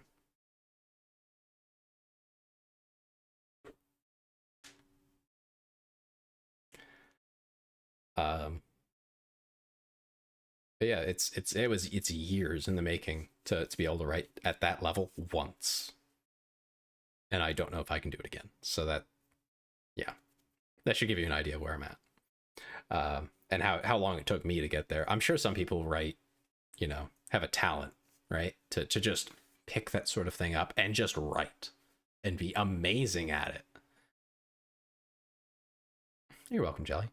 And yeah, that's just, I don't have that talent. I have just practiced way too much.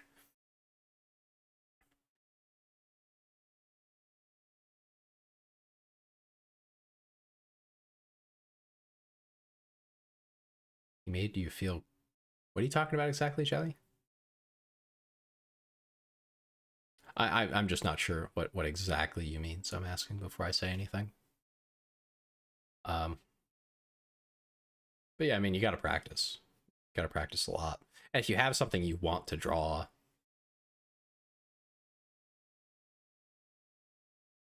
I missed something then.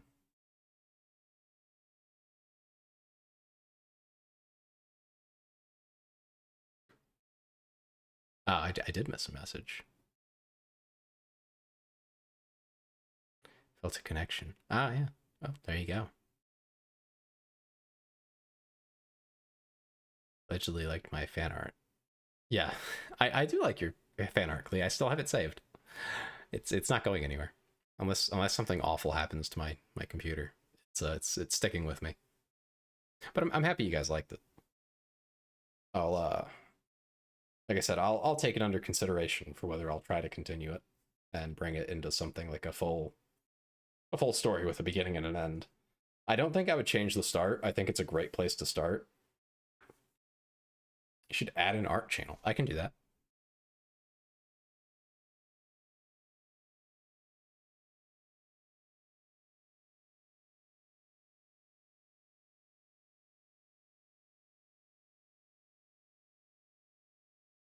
I can do that right now. It's happening right now.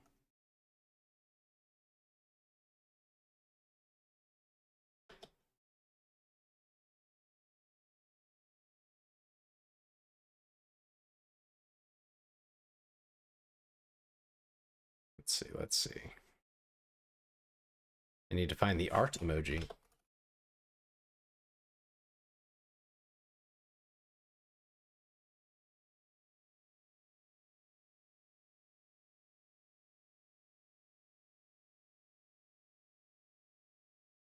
There we go. There's your channel. It exists. I have created it just for you.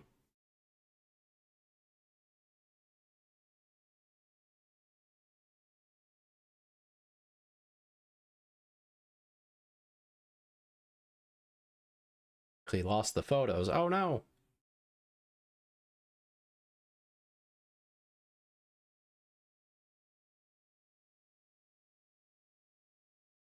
I would say if you have the imagination, you can build the skills to do it. It just takes a while. It's the same with any other skill, I feel. Can I post the art? I don't know. Am I allowed, Clee? Can I post it? I think I only have one of them. Let me see if I can find it.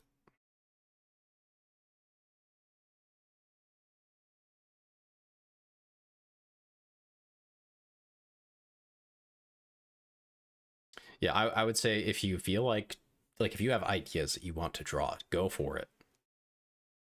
Like if you think you're going to make drawing into something that you do either as a passion or as a hobby, or even as a way to make money, it's going to take you a while to get there. I mean, I went through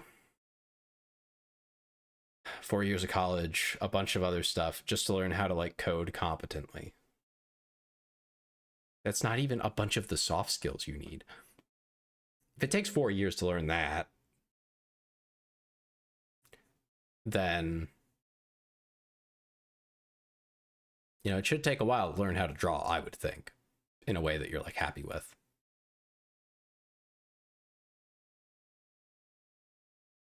It's okay, Clay. Don't feel bad about it. It's okay to be embarrassed. Everyone has some things they're embarrassed about. I have plenty of stories I would never read to you guys because they're just awful. They're actually just bad. And they're way too wordy. They take too long to get to the point. They're too concerned with nitpicky little details. Like, they're bad stories. Objectively, I know they're bad. I still have them because, you know, I might want to refer to them at some point for an idea. But they're bad.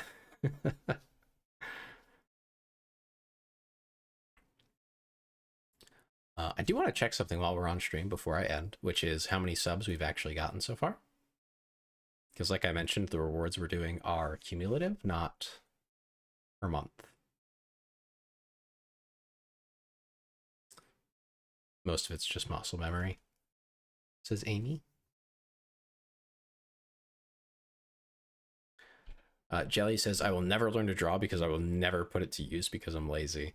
I mean, I don't know. I feel like if you learn to draw, you might decide that you feel like doing it then, you know? Just a thought. Something to consider. But let me see. I gotta find... It's annoying how I have to do this because I have to like go into analytics. Okay. It looks like we've been up to 35. So we are almost...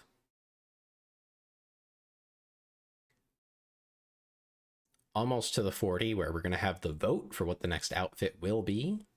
When we hit 40 subs, we'll have the vote. And then at 50, hopefully, I will either have started or have finished getting it commissioned from our wonderful artist, Gnome, who I will recommend to anybody and everybody who wants an artist for anything L2D. You were the 30th sub, Clee? That's crazy. Honestly, most of those subs before... From 30 down, aside from you and a few other people, Clee, most of those were like friends that I knew years ago or something. So they're not specifically for this.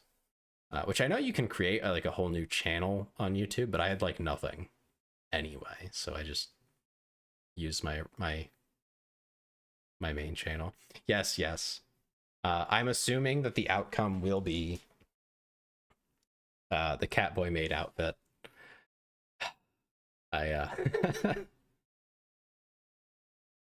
You need someone to teach you. I'm sure there's people who would be happy to teach you, Jelly. Do I know what sucks? Vacuums. What else sucks though, Amy?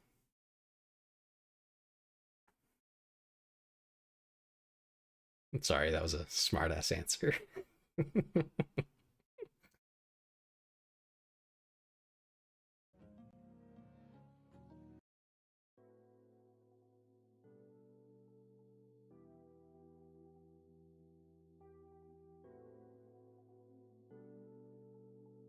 Oh, you won't pay them. Yeah, I mean, that does get in the way. Then you have to find someone who'll teach you for funsies, basically.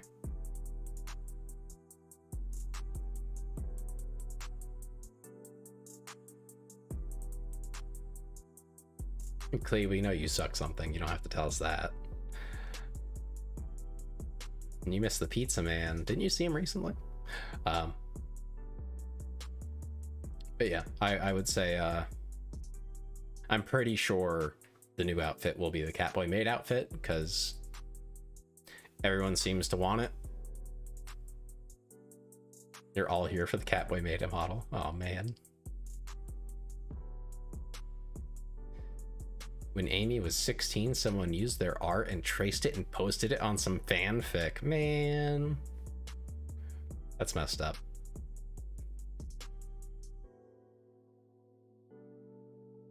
Did I ever post? I did. And off topic for anyone who just joined the Discord, if you want to see the one tattoo I have that I think is actually worth seeing, it's in there. It is posted.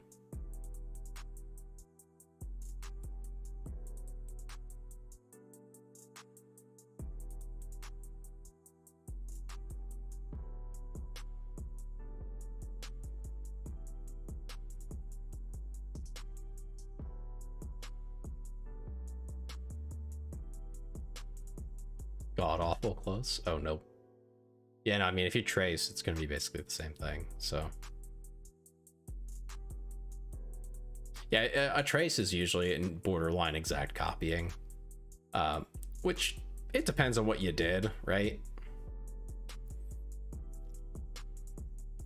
Like if you made a basic shape and someone else traces your basic shape, it's kind of like whatever.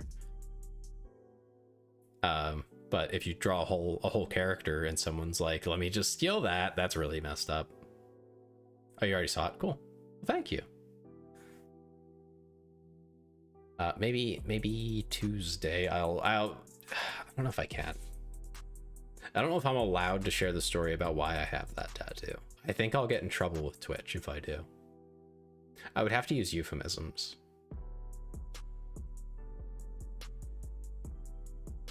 Because you're not allowed to talk about certain topics with Twitch and YouTube. Both of them are not okay with them, and I don't want to get in trouble. And Cleese keeps talking about wanting a hand tattoo. Cleese, you will literally be unemployable in many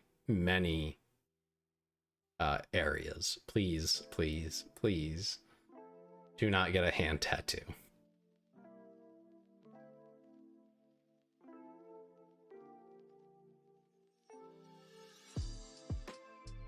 Yeah, I mean, matching or similar tattoos is a cool thing if you're not going to regret it later. Like, me and my sister have talked about getting matching tattoos. But it's my sister. I know she's not gonna, like, go off the deep end tomorrow and go totally crazy. And even if she did, like, I have my whole childhood to think of her as my sister that I got that tattoo with, and not the one that whatever she, you know, turned into when she was 50 or something. You know, but I've always been close to my family, so maybe that also helps.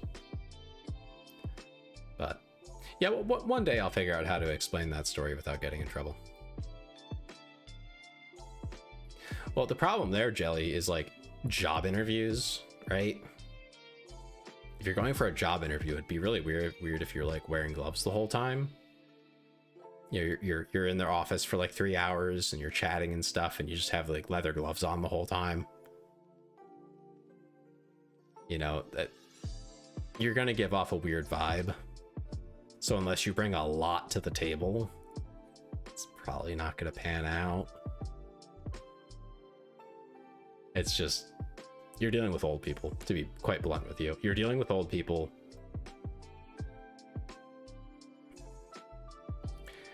Clee, I don't think you're gonna get that excuse to fly, though. I mean, you could try. I always encourage people to lie to their employers and try to, you know, get their foot in the door. As long as you can do the job, feel free. But germophobic, you know, If you wore like nitrile gloves or something, you could probably get away with that. Be like, oh, I'm just very germophobic. I didn't, you know, just, you know, I don't like touching things other people have touched so much. You know, if I can avoid it. But you know, I make that my problem. That's why I wear the gloves. Yeah, maybe. Still, they're gonna think you're weird either way, which is kind of what we're trying to avoid here. You could also just like, you could probably use makeup or something to cover them.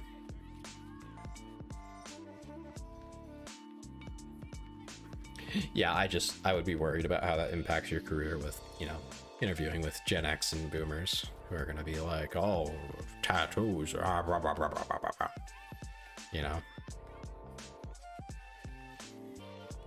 You know, like I said, I have tattoos. I have 2 of them, but if I wear a shirt, he's still yapping into the void. I sure am, Ben. Is that okay? Am I allowed?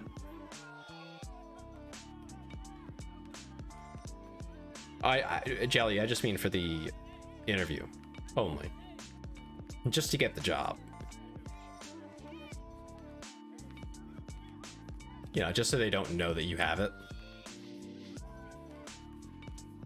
Gen X don't care except the bull nose ring. Thing is, that depends. It so depends on who in Gen X. I would say millennials and younger will largely not care, right? They'd be like, yeah, whatever. Can you do the job? I need an employee. Those are a sign of dumb people usually. I don't know. One of the smartest girls I ever knew had the bull nose ring. As a teenager, of course. I don't know if she kept it, but like she was graduating high school early and stuff. It's kind of crazy. But I mean, I never had snake bites, but I have had lip piercings on both sides of my lip, on the bottom. I've had those. I've had gauges. What else have I done? I got an eyebrow piercing at one point. I don't think it lasted very long though. The first letter of each other's names on your middle fingers, Clee. Interesting.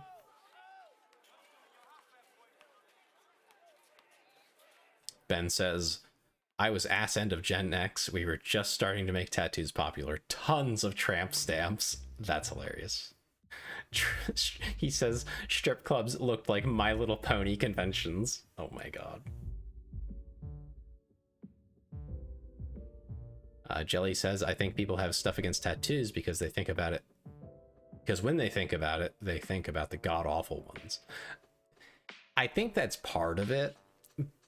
But I also think there's just people who don't like the idea of changing your body at all.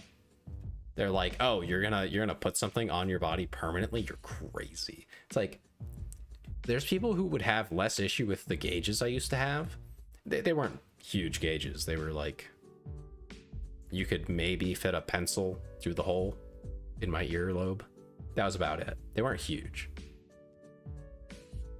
But those will probably never close, and if they do, it'll be a long time. So that's more permanent. Like that's also permanent, right? And it's very visible. The tattoo on my arm, you can't see it unless I'm wearing like a smaller t-shirt, or if I lift my sleeve up intentionally. Same with the one on my calf. You won't see it if I'm at work.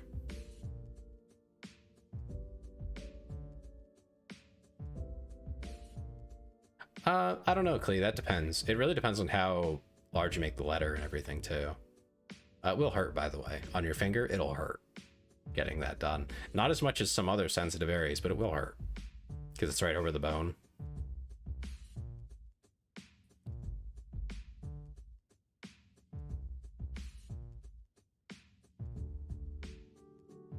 Just one finger would be less than like every single finger, and if it's just one letter, that's less severe as well. You could probably get over it. Get away with it. That's the word I'm looking for.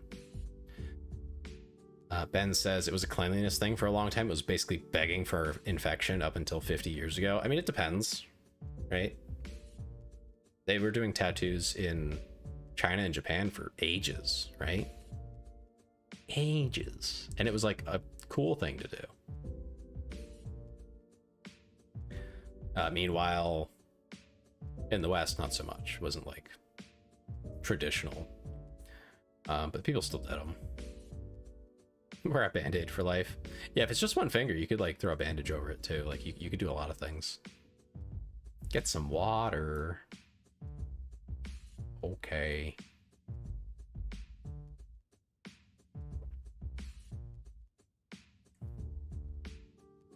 Yeah, I think the band-aid's probably the best trick for a single finger tattoo. You can totally do that.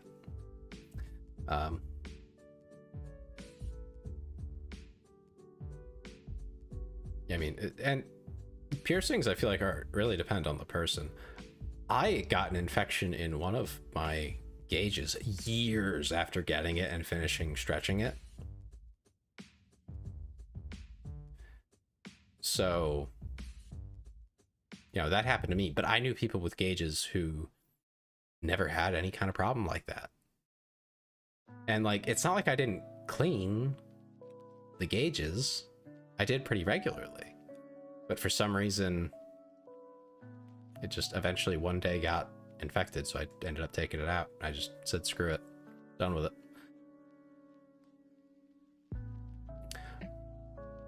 Ben said my favorite Warhammer factions are Skaven and Nurgle. I'm the freaky nerd among freaky nerds. So Skaven and Nurgle are basically both filthy. They're just disgusting. In Warhammer Fantasy, it's not as severe as in 40k. In 40k, even the Imperium of Man is like really awful. In Fantasy, the Empire, the Border Princes, all those, similar to like human history with medieval lords and stuff, they were really not that bad. Again, on that level of like, if not that bad is like your average kingdom in our real world history.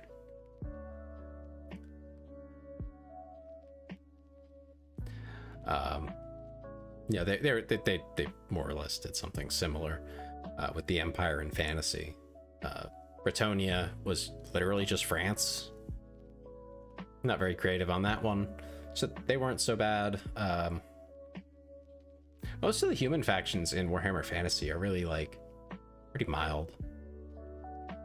Fantasy is its own separate thing, so it depends on which one you're talking about. 40k I don't think has Skaven. I think Skaven are just a fantasy thing.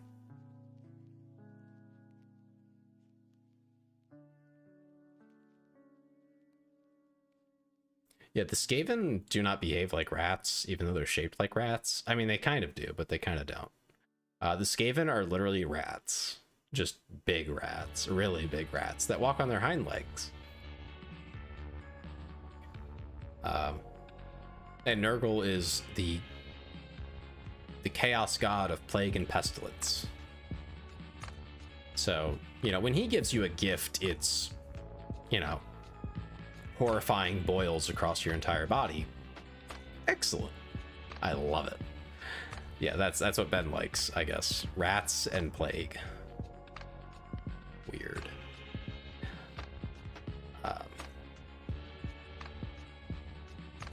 But yeah, that's roughly what Warhammer's on. I think Fantasy is also over, like it ended. And Clee said something. Are you doing an extra stream this Wednesday? Yes, I am.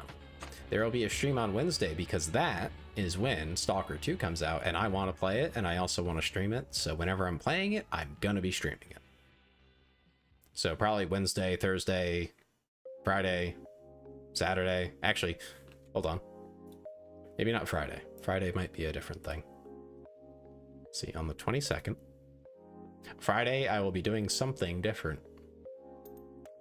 It will be another collab, I believe.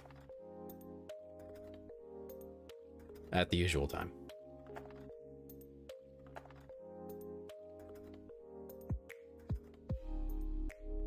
Are they finally rebooting Fantasy? I thought they tried to do Age of Sigmar and then they ended up ending it anyway. Yeah, real rats are extremely clean, sociable, pleasant to be around, and love humans. They're also predators and extremely xenophobic. I think some rats are. I don't know about all rats. I don't know enough about rats. But my understanding is rats largely do not hate us. If anything, they would probably like us because we leave them food out quite often. The power of threats is great. Yeah, Clee, so basically almost every day. I don't know. I can't commit to Wednesday, Thursday. But probably. Very extremely likely. I haven't gotten my code for the game yet from the company that's supposed to give me it, so there's definitely that.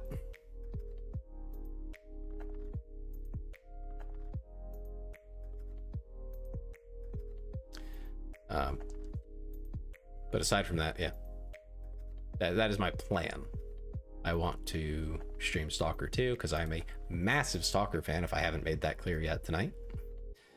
I think it's a great universe. The devs are really cool, especially for letting us use their assets and stuff pretty freely.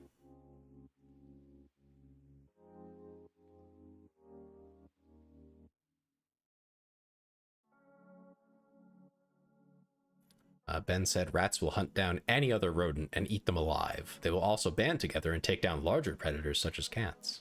Huh.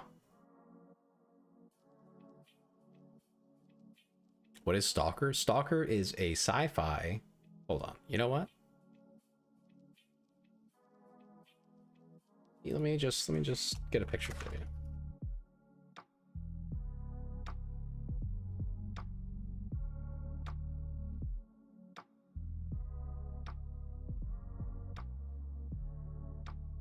Let me show you what Stalker is.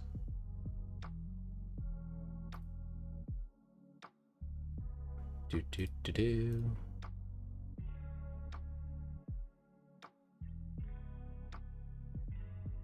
Okay. This is like some promo content, I guess, for Stalker.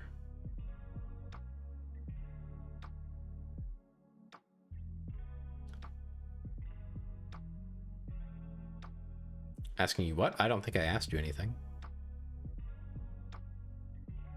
Oh, Jelly was asking what Stalker is. Yeah.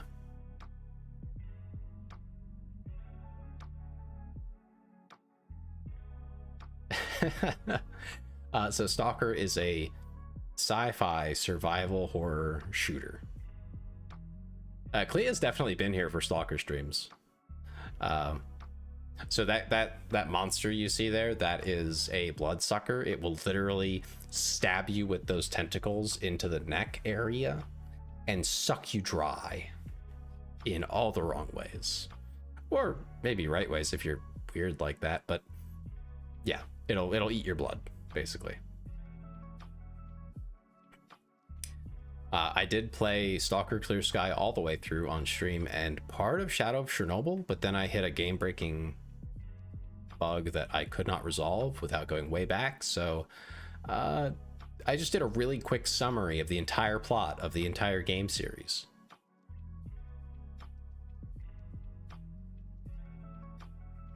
Yeah, their natural predator, the bloodsucker's natural predator, is a shotgun filled with buckshot. Very effective. But Stalker 2 is looking to be a huge game. Yeah, they have very good suck, as Ben says. So, yeah, it's set in the Chernobyl nuclear power plant's exclusion zone, roughly, is it like a mile or a kilometer? I forget what it is now. Roughly a mile around the Chernobyl nuclear power plant, which includes Pripyat and some other smaller facilities and buildings. Some machine yards that are, I mean, they're really just vehicle graveyards for the vehicles used in the nuclear disaster. In that one game you played, you had a computer breaking bug? I did. I had Silent Hill 2, like, broke my PC almost. Not literally, but like I had to restart my computer because it was just so buggy. Everything just kind of stopped working right, so I had to restart to like clean everything out. It must have done something to my driver. So it took me a while to get back online. So I had to completely restart stream. That sucked. Yeah, it's Russian countryside simulator. That's a good description. What you think the Russian countryside is like, that's Stalker. It's actually based on Roadside Picnic, if you've ever read that book or anything based on it. There's also a movie called Stalker that came out well before any of the games. That is more Roadside Picnic than it is Stalker. And it's actually a pretty good movie. It's very slow. It's very, like, there's a lot of suspense, a lot of puzzling things out, but it's really neat. So if you end up liking Stalker and you get into it, I do recommend the movie. It's pretty cool. Pretty old, though. And obviously, I think it's Russian. So you're gonna, you know, have to have captions and stuff. But if you get really into it, it's worth a watch. Anyway, that is what we'll be playing on Wednesday. I don't know what I'm doing Tuesday yet. I haven't puzzled that part out. Definitely a open question. I'll probably just continue Bannerlord since I basically didn't play it.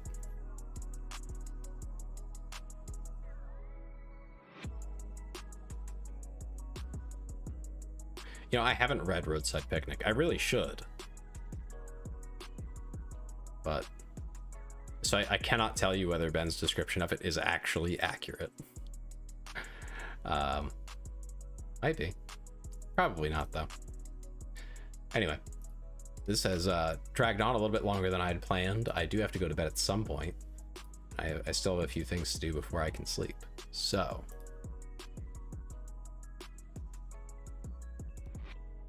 whenever you explain things, I want to redeem glasses, but there's none. I already wear glasses IRL. I do not want my model wearing glasses too. Yeah, you only have noted. Yep.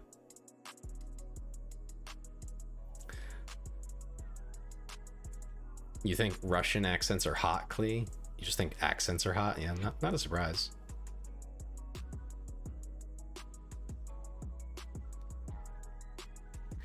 If I were to practice a little bit, I could probably talk with Russian accent decently, but I am not so practiced anymore. It's been a while since I've heard someone talk with Russian accent, so yeah, it's a little difficult. A little rough around the edges. I probably could not fool a Russian speaker into thinking that I also speak Russian, but I think I could get there again. I did once have, when I was cashiering, I had a bet with someone that I could do that accent. It was better back then, but I could do a Russian accent for the whole day, which was like a 6-hour day for me. And I had a Russian lady actually come through my line while I was doing that, and she started speaking Russian to me, and I just felt really bad because I was like, I don't know what you just said. I know it's Russian, but I don't know what you said. So I explained to her that, oh no, sorry, I don't actually speak Russian. I'm just doing this for a bet. And she totally understood. She thought it was very funny. She was like, oh, I totally believe it. I'm like, nah, don't feel bad. Don't let Klee get to him. Oh no.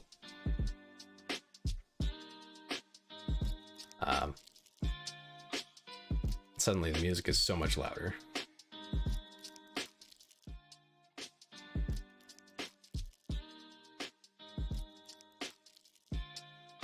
No, for Russian, you cut tiny word. More fast, less time away from drinking.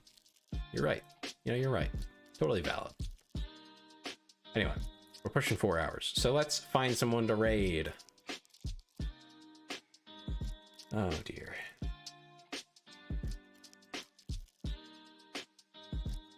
Who to pick?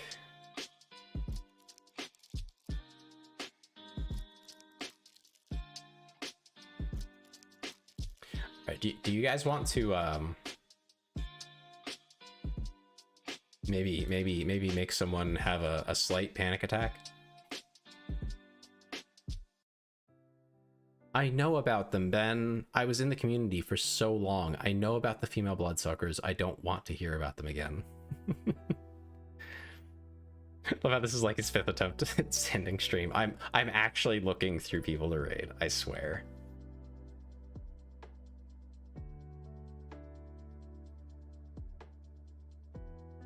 On Twitch, I don't know if there's a mechanic for raiding on YouTube, at least not directly.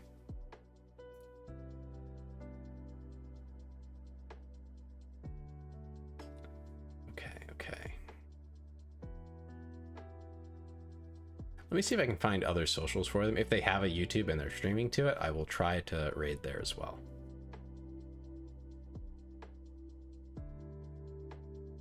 They do not stream to YouTube. What a tragedy.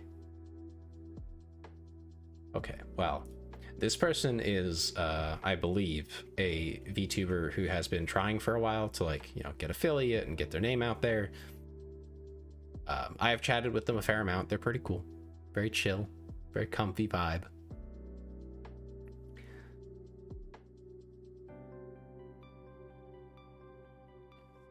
So I think you guys would like it. They're playing Destiny 2 right now, but they're very easy to sidetrack, so feel free to give it a shot. Let me just find them again. I opened them up on another page and messed things up. Here we go. Alright, so I'll send you guys over there. If you're not on Twitch, I will drop their link so you can go on Twitch if you are so inclined. Drop that in the YouTube. Yeah, there you go. Find someone to raid on YouTube. That's a whole other thing, Clee, and if I don't know them, I cannot do it. You know what I mean? Like, there's no easy way to raid people on YouTube. They don't make it simple. Anyway. We'll raid into Akira. Cool guy. I think you guys will like him.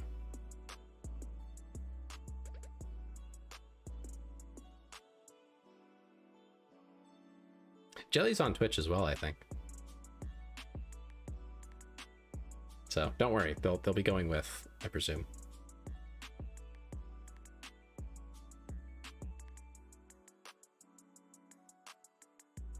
Yes, and if you go there from YouTube, you can tell them, hey, I'd totally watch you if you stream to YouTube. Maybe that'll convince them to do something. I don't know. I don't actually know what they'll do with that information, but, you know. You don't have to worry about it. Let me just show up and chat. It's that easy. But anyway, thank you all for coming. I believe there were some new names tonight who popped in here or there, so thank you for that. I appreciate it, whether you were chatting or lurking. I'll try to remember to pull out that story so you guys can listen to it again if you want to. Post it on YouTube. But anyway, I will send the raid now, so I hope you all have a wonderful night and a wonderful day tomorrow. Have a excellent night, and